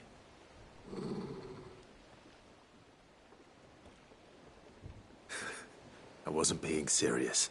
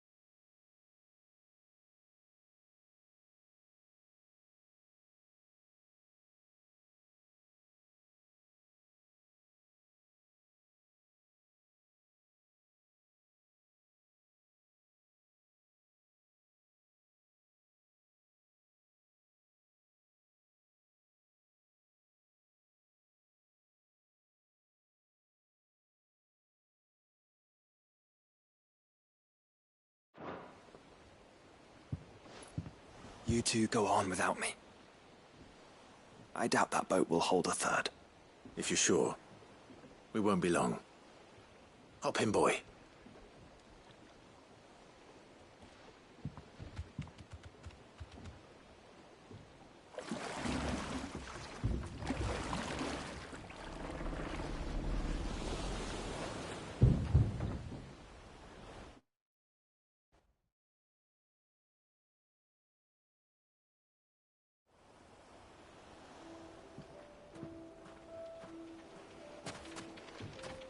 This place hasn't changed at all. The rookery's right through those trees. Come on.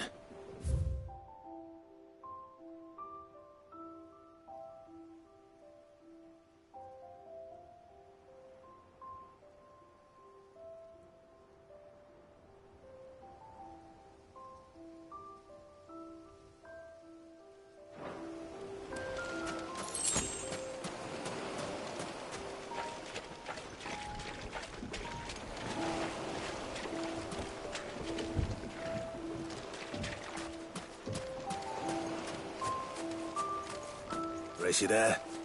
I bet I could still beat you.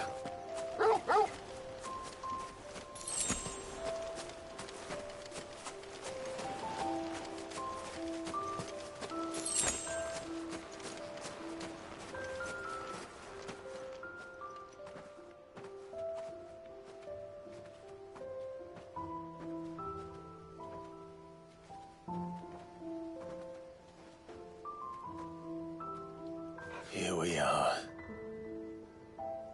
This was our hideaway. Wasn't it, Torgal?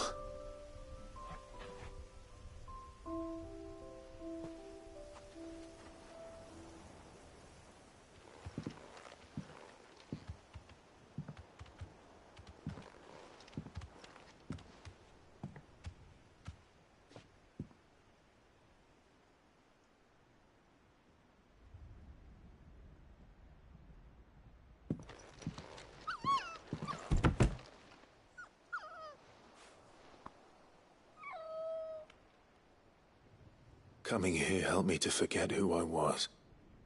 Or wasn't. Prince, shield. Son his mother could love. Had I been any one of those things? Perhaps.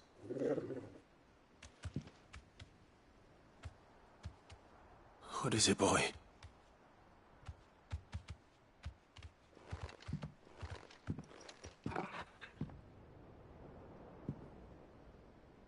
This is all from the castle. And Phoenix Gate.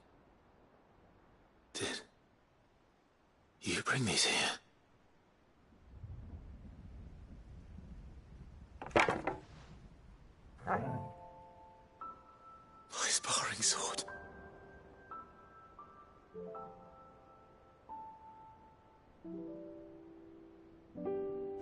Well, well.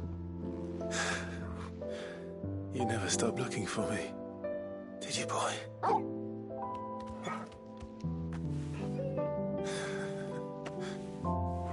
Thank you, Torgal. For never giving up. For never forgetting.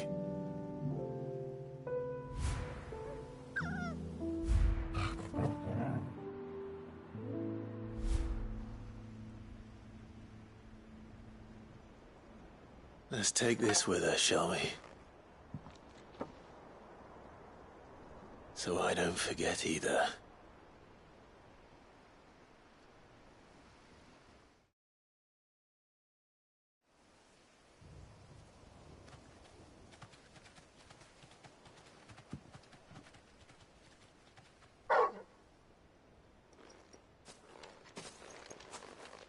That's not the way back to the boat, Torgal. All right. I'm coming.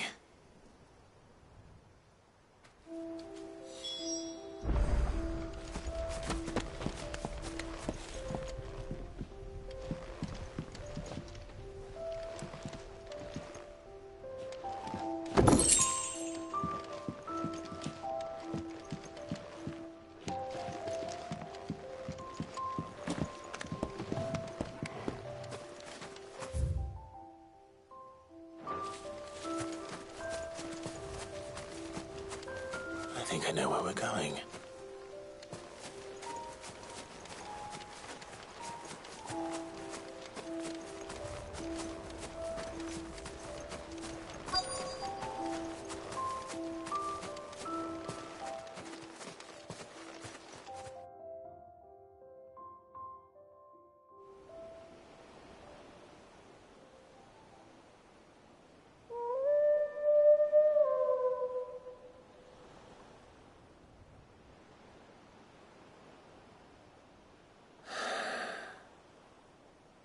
People always talk about the importance of putting the past behind you.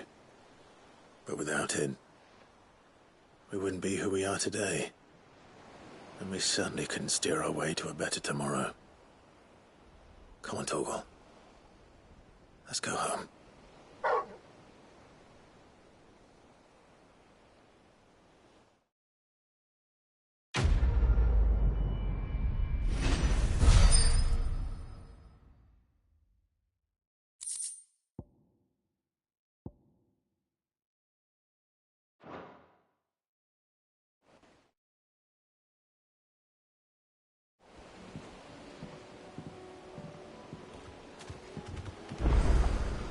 Sorry for the wait.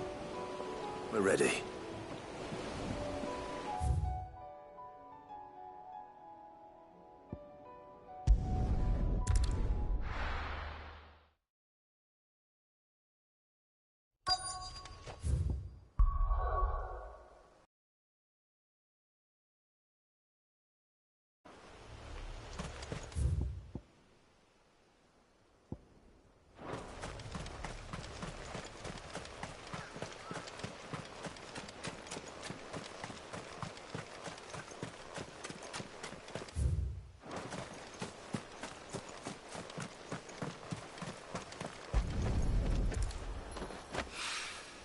It's well. After what happened here, it's a miracle there was any left at all.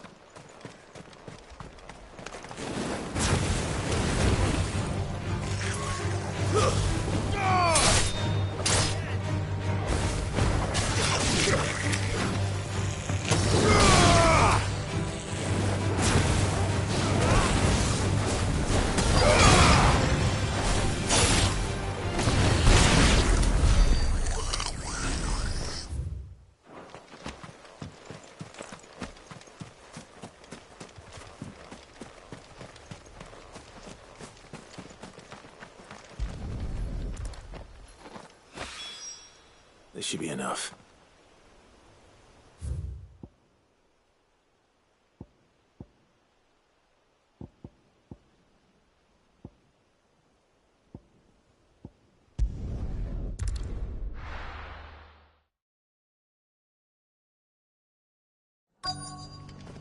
Let's hope one of the merchants here has what Gav needs.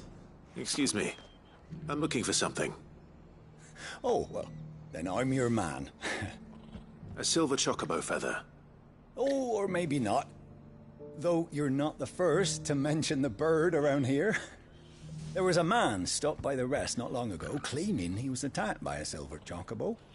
Near some gutted hovel, not far from Eastpool. Most took him for a braggart and a liar, but who knows? Perhaps there was some truth to his tale. We'll see. Thank you.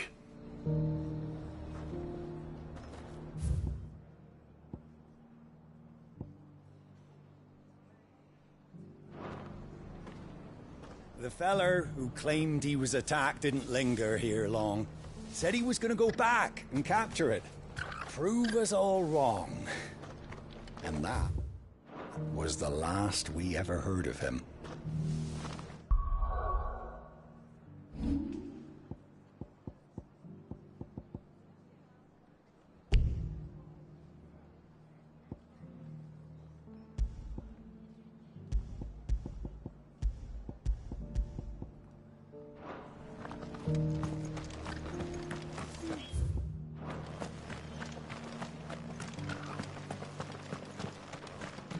Just because the heavens have gone to rack and ruin, it don't mean we have to. Now, let's get this stall set. How do, traveller?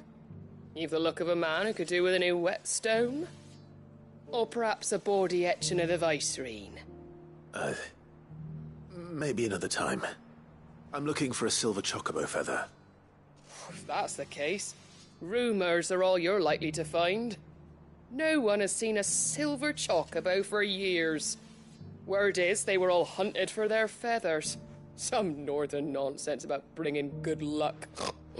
Didn't bring them much, nor their bows. If any are still out there, I reckon they'll be doing their damnedest not to be discovered. You're probably right. Thank you anyway.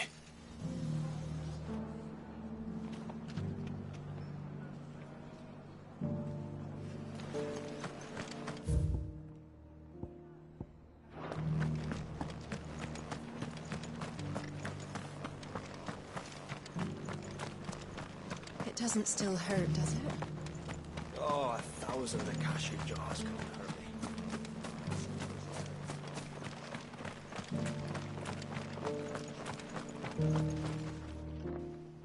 Can I help you with something? You wouldn't happen to sell silver chocobo feathers, would you? I deal in fruit, not fancies. But if it's fancies you're after, I suggest you try Rhiannon's ride. Was a silver chocobo seen there? Oh, yes. If you believe the ravings of a madman. It wouldn't be the first time. A silver chocobo sighted in the hills near Rhiannon's Ride. It sounds almost too good to be true. But since I'm already here...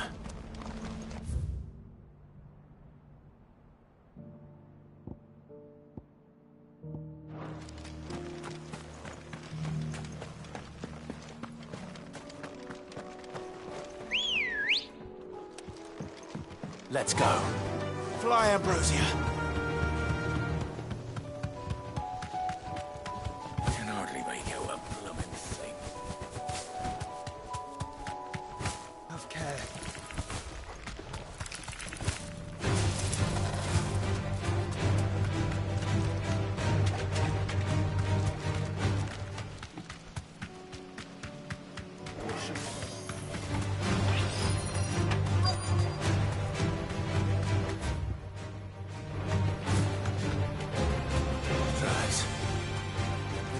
Bandits for a change.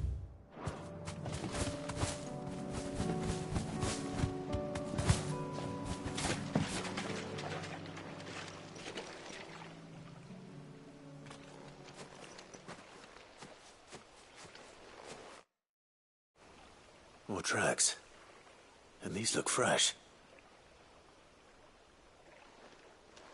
The chocobo was here. And recently. Perhaps it still is.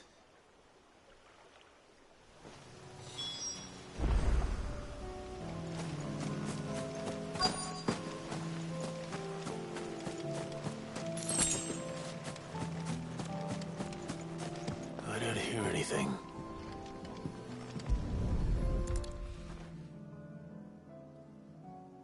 Well, I'll be damned.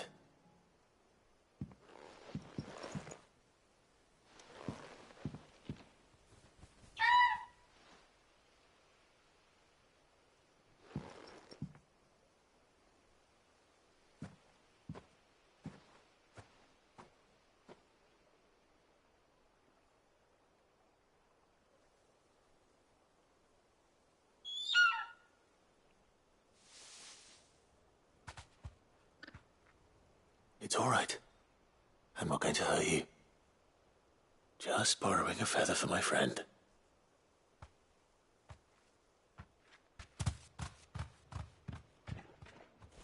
Thank you. Let's get this back to Gav before they change their minds.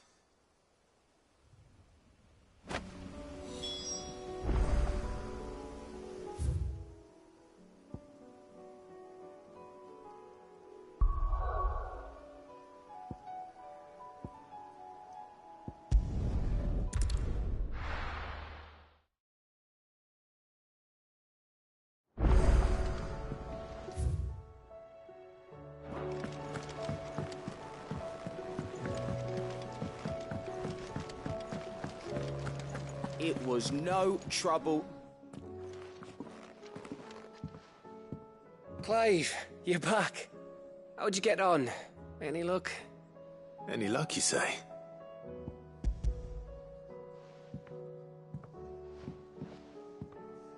Crystals crack. Is this what I think it is? Where in the hell did you find it? It's a long story.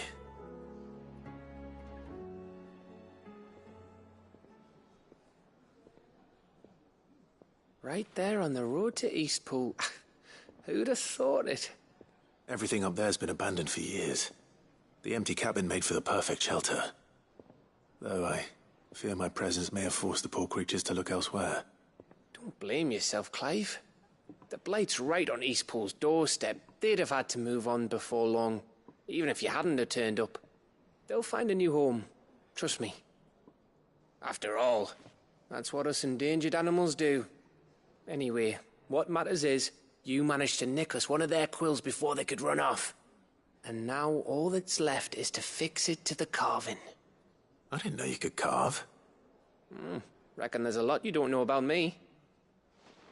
Like the fact I'm as good with a whittling knife as I am with a sword. And that bone Ember gave me's a dream to work with. What did you say it was from again? An Avis?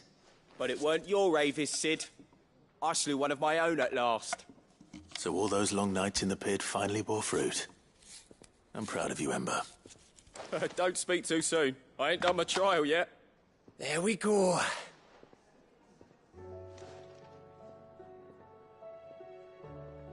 What do you think? I think if you ever hang up your scouting cap, you'll be able to make an honest living. Oh, will I? I should go and see if Ed is awake. Give it my best. You can give it to yourself. Come on.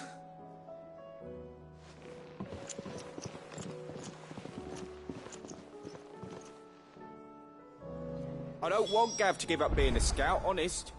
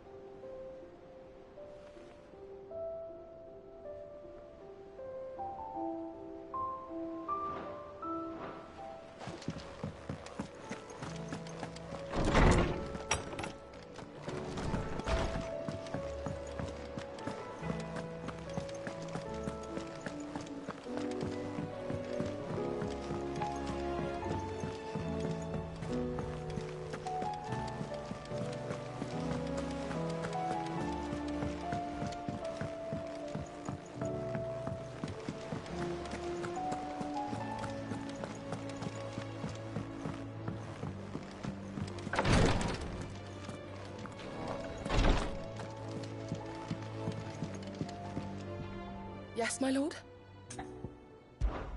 His Grace and I. At first.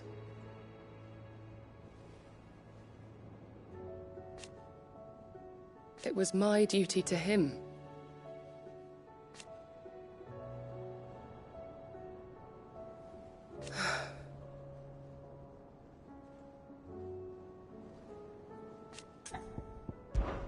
My lord. I am. I do not doubt it.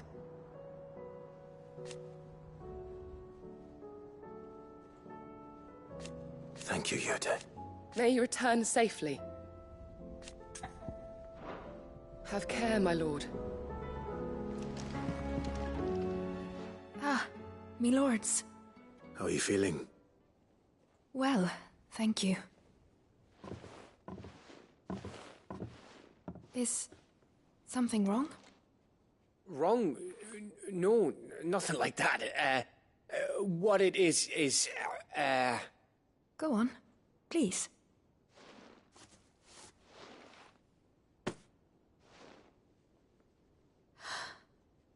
It's beautiful.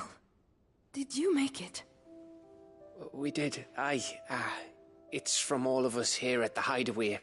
Your new family, like. It's a good luck charm. We may come up north when a band's on the way. I mean a baby. To let him know that they're part of the family too. Oh, I hope you like it. I don't know what to say. I thank you, my lords, for everything. If there's anything you need, just let us know. I will. Clive, fancy a swift off? I'm thirsty. I could be convinced.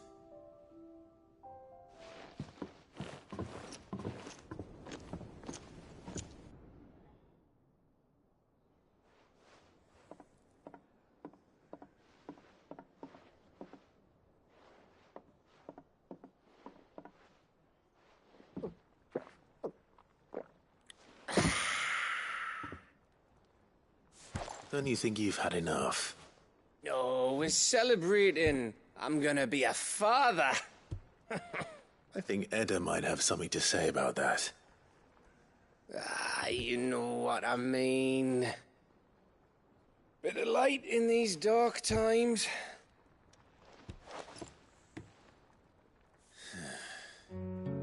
Wasn't long after me 10th name day.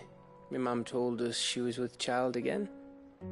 I was over the fucking moon.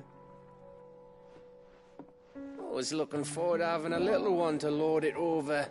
What with me being the runt of the litter. Thought I'd finally have a chance to prove to the world that I could be a big brother. Imperials came the day she went into labour. Had myself a baby sister. And then I didn't. My whole family gone in a blink, while I hid in the cellar like the spineless little arsehole I was. Great brother I turned out to be.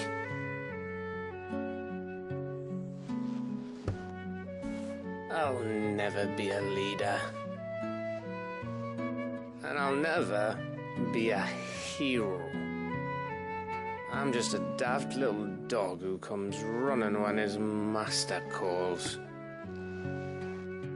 I'll never be like you, or Sid, or Jill, or even Torgal.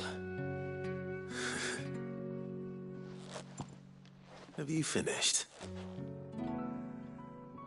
Maybe.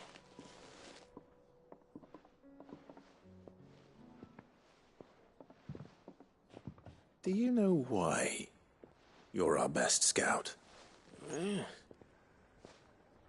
Because you don't need anyone to hold your hand. Without your resourcefulness, your courage, your determination, I don't know where we'd be. Maybe hanging off a cliff like, That was only the once. Exactly. You learned from it. And here you are after Founder knows how many missions, stronger for everyone. And let's not forget Rosalith. Who was it who freed me from the dungeon? Who was it who ran to Jill's rescue? That would be me. Because you're our brother, Gav. My brother.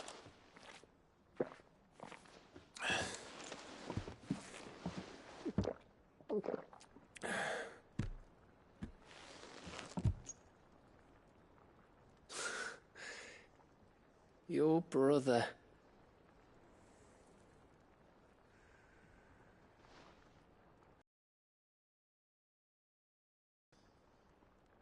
And when the time comes,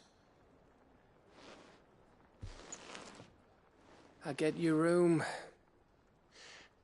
And your sword.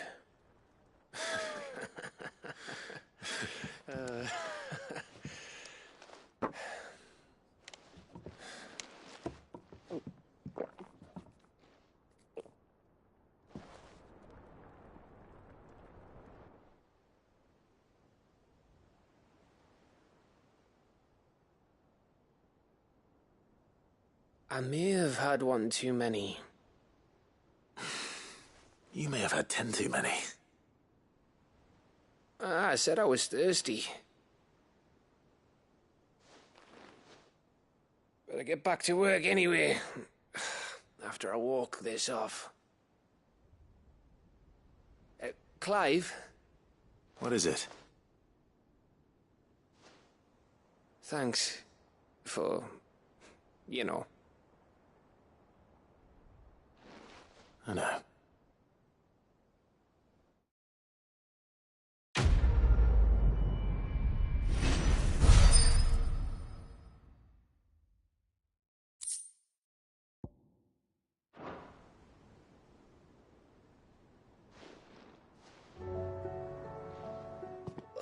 One of these days. One of these days, I swear it's gonna be me who drinks you under the table. If by under the table you mean retching on my boots half the night, I reckon one of those days was yesterday. Ha ha, you think you're so funny. But just wait till we crack open the bottle I left in your chambers. That stuff's strong enough to burn the horns off a behemoth. Sounds like I'll be needing some new boots.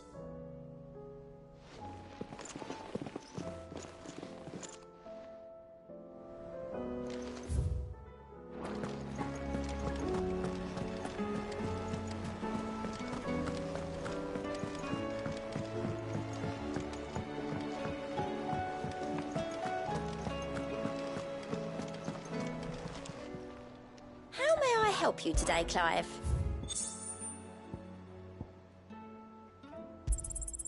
Here you are. Come again. I may have more for you.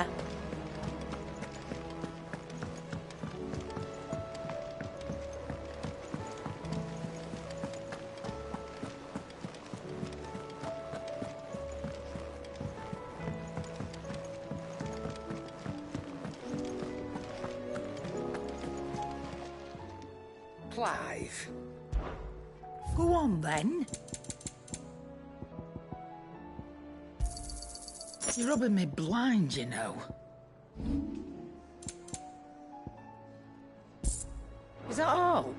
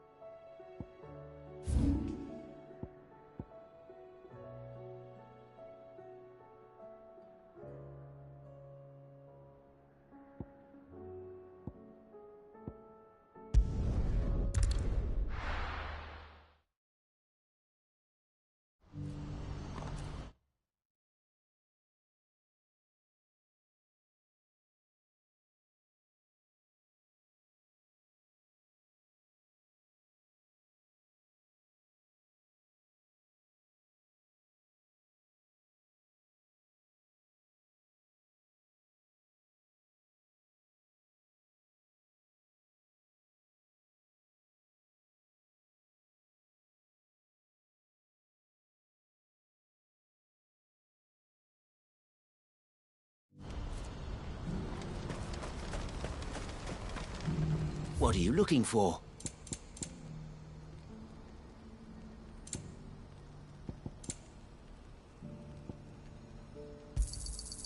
Many thanks. A fine choice.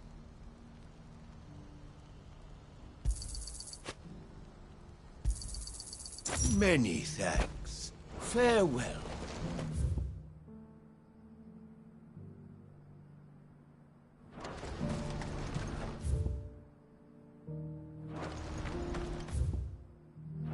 Do you see that too?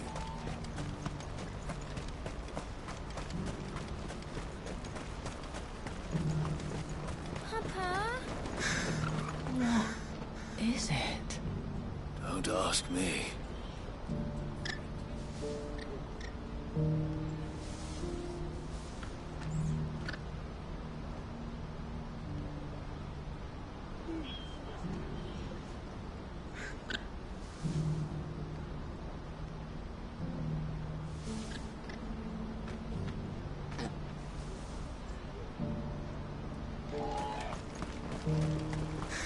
Please. I'm scared.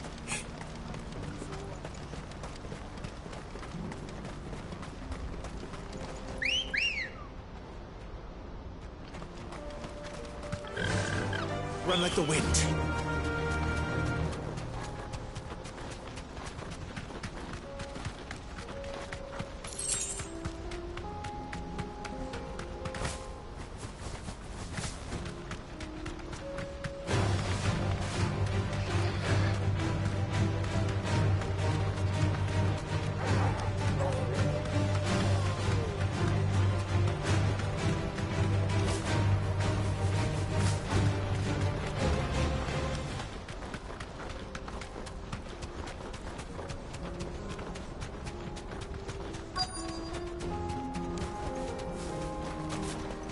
Can't be Rutherford, can it?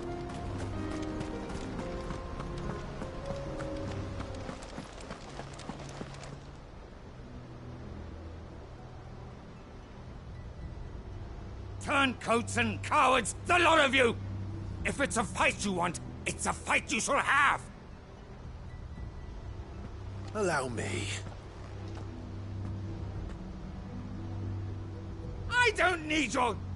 Please, Field Marshal, oblige him. This won't take long. You're right. It won't.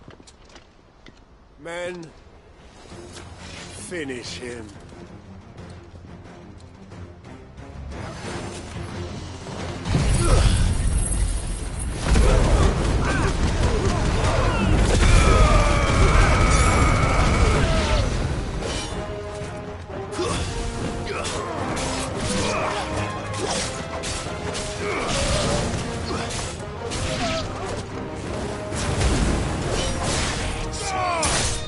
It's over.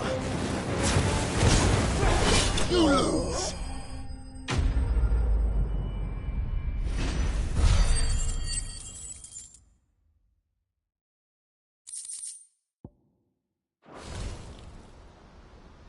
A little longer than I'd have liked.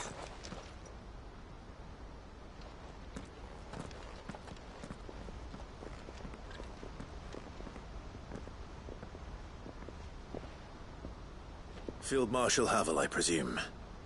Are either of you injured? No, my lord. You arrived just as our escort turned on us. Fucking traitors. I'd heard reports of soldiers in the outlying regions abandoning the oaths they swore. But I hadn't thought the corruption had reached so close to the heart of the Republic. It's a fucking disgrace. Your interfering old bastard of an uncle tried to warn me, of course. My lord Marquis. Or is Sid the Outlaw more to your liking? Call me what you want. It doesn't change who I am, or the urgency of the message I bring. My uncle has a plan to right the realm, and he needs your help to see it through. Before I agree to anything, I'd have you answer one question. What do you stand to gain from all this? I won't deny that I might benefit from further chaos. But I seek a new beginning for all of us.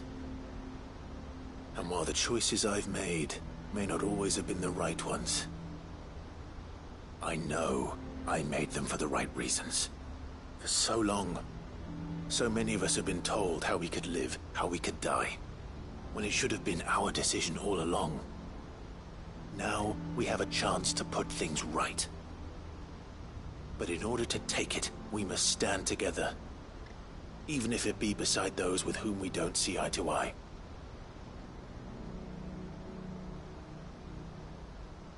Certainly not the words I expected from an outlaw. But perhaps your uncle was right. You are no ordinary outlaw. I'll never hear the end of this. All right. I'll start by ordering my most trusted guard to bring the Dalmekian fringes under control. Next, I'll make contact with my counterparts in the Imperial Army and see if I can't convince them to try and restore order in their own territory. Thank you, Field Marshal. But they are not the only ones we will need to convince. What do you mean? I don't doubt that I can bully some sense into a few generals, but those they answer to require a different kind of persuasion. And when it comes to honeyed words, well, we will need an envoy. One who can court even the most stubborn of statesmen. You, perhaps? I'm flattered. But I'm no diplomat either. And I have other problems to attend to. What we need is a skilled arbitrator. And I may know just the person. Is that so? And would he happen to be an outlaw too? Of a different kind, perhaps. Well, beggars can't be choosers. I suppose we'll all have to find a little of the outlaw in ourselves if we're to make it through this. Very well. Send your man to me right away. I shall.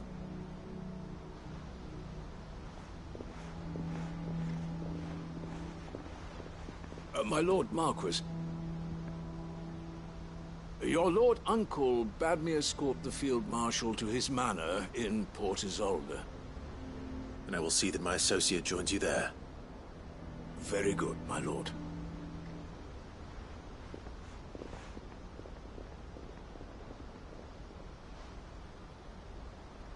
Huh. An envoy. I'm not sure I'm the man to talk anyone round.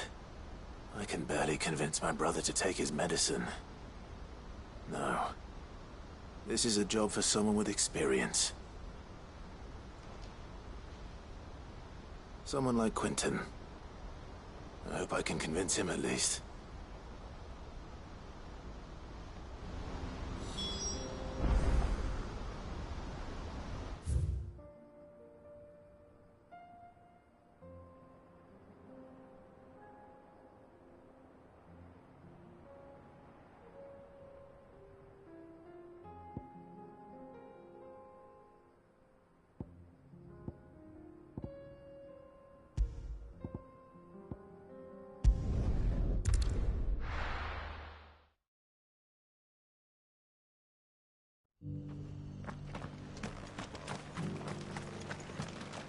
Here, take a look at my wares.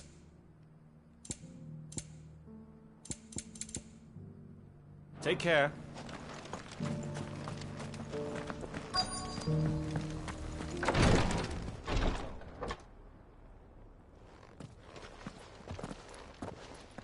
Your Grace, my lord, I trust your journey was not overly onerous. Cyril, you found a letter from Father? Yes, I have it here.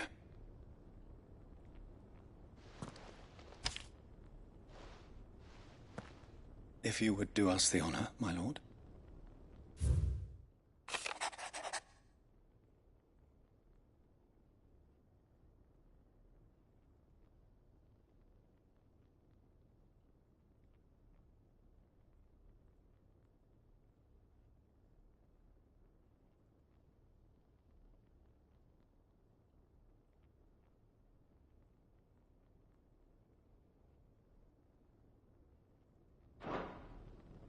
An inheritance. It would seem the late Archduke penned this missive shortly before his passing. The day before we left for Phoenix Gate. What are these plans he spoke of? His plans for the duchy, Your Grace. Your father entrusted them to my predecessor, the former bearer of the Burning Quill, who entrusted them in turn to me. The complete emancipation of bearers is their stated aim. But your father's dream did not end there. His Grace also spoke of building hospices to care for those stricken by the curse, and the founding of a new university to further the development of non-magical technologies.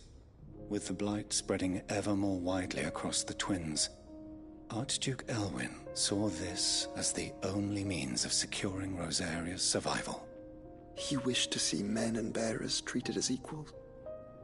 To see centuries of common wisdom overturned. Small wonder he did not think it achievable within his lifetime. But he thought it achievable nonetheless. Had he not, he would never have written this message. Nor would he have entrusted his vision to his most faithful aides, those who would have stood with you, shielded you from the machinations of the less benevolent personages at court. It's a pity only they are still with us. 'Tis true that those most loyal to your father were the first to suffer the Duchess's wrath. But one at least remains, and she has come bearing gifts. What do you mean? Mayhap it is better that she explain, my lord. After all, the duties entrusted to me by my predecessor extended only to recovering His Grace's will and arranging a meeting with the one who might execute it, or a part of it at least. And where is this woman? She awaits you in the archive, Your Grace. Thank you, Cyril. Shall we then?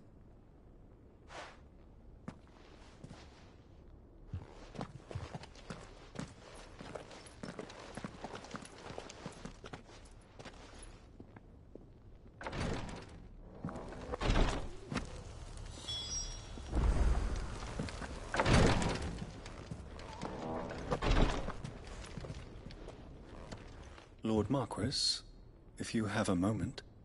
What is it, Cyril? One of our brethren lately journeyed across the strait in order to pursue a new avenue of inquiry in our ongoing investigation. He sent an owl some while ago, but we have heard naught from him since. Was he surveying another fallen ruin? No. The object of his study was a savior cult that has arisen in Ash in recent years. We believe it may have some connection to the Circle of Malleus, an ancient religion that worshipped Ultima as its god. By gaining an understanding of this new faith, we hoped to learn more of the Circle's original beliefs. And so you sent one of your brothers to Ash? A continent teeming with orcs and Akashic? Fully cognizant of the risks, yes. I entrusted the mission to one of the most able of our order, the Third Chair, a master of the arts of combat and survival both.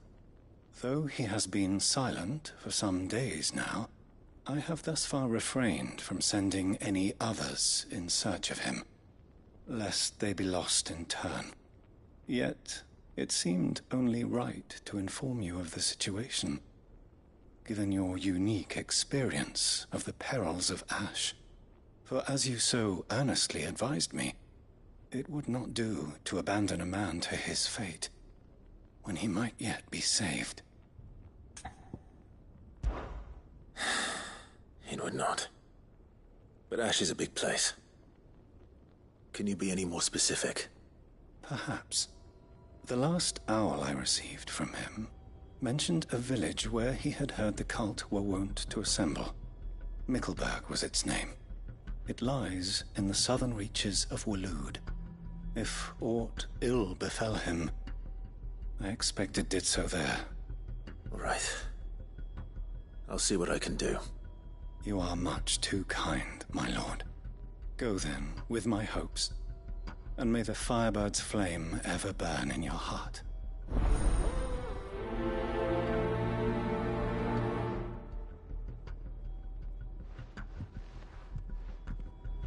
When last I heard from him, the Third Chair was bound for Mickleburg. If you mean to seek him out, my lord, I can think of no better place to start.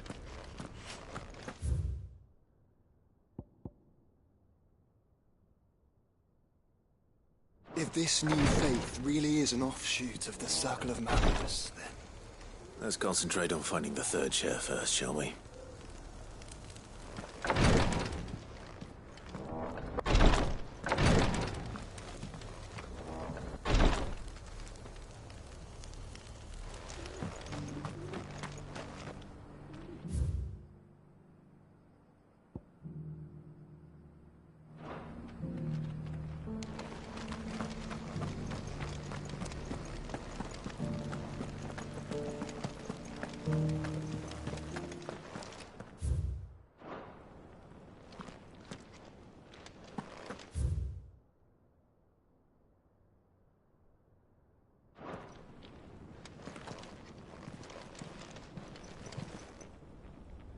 The Undying are not the only secret fellowship in this realm, you know. There are others, each working for their own ends. Why, not so very long ago, a society committed to discovering how one might cast magics without a catalyst was found to be operating throughout Valisthea. They were denounced as heretics, rooted out, and driven from our shores, never to be seen again.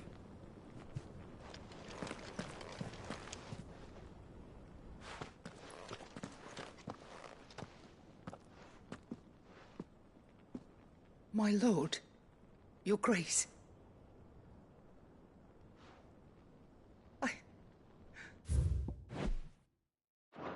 hardly recognize you. I am Goditha, retainer of House Rosfield, loyal servant to the Phoenix and his shields. Your father, the Archduke Elwyn, entrusted me with the delivery of a gift.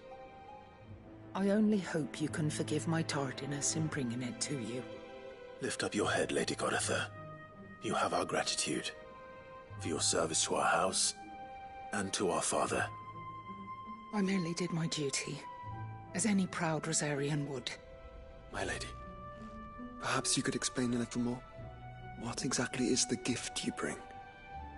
As I'm sure you know, it has long been the custom for the children of House Rosfield to be presented with certain keepsakes upon their coming of age. Indeed it has. Our father often spoke of the day when our turn would come. And had he lived to see it, he would have presented you with the treasures I bear. Matching armbands for you both. Alas, he did not live. Indeed, he was taken from us even before they could be completed.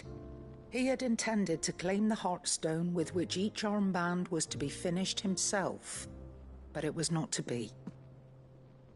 And his gifts remain incomplete. I see. It saddens me to bring them before you, as they are. It was your father's wish that you be presented with the finished articles, not these, works in progress. But with his grace long since gone, and the stone left unclaimed, I had little choice. You are grown men now, and his house is yours.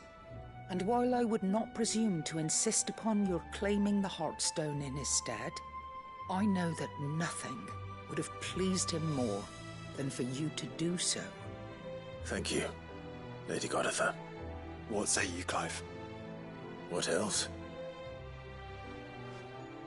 Of course, my lady. May our father's will be done. Oh, I am much obliged. Do you know where we might find this Heartstone, my lady? I do. Though it may be a matter of a good deal more than simply happening upon it. It is found in the bellies of elder griffins, you see. We do at least know where to find one. A certain specimen has made its nest in Titan's Wake, not far from here. A certain specimen? You are most perceptive, Your Grace. In answer to your unspoken question, yes. In fact, this is the very same beast your father meant to slay. I have been tracking its movements since you were but a boy. Were you to slay it in his stead, as men of House Rosfield, it would surely make your father proud. What say you, Joshua? What else? The griffin your father meant to slay is currently nesting in Titan's Wake, not far from here. Slay it in his stead, and claim the Heartstone that he could not.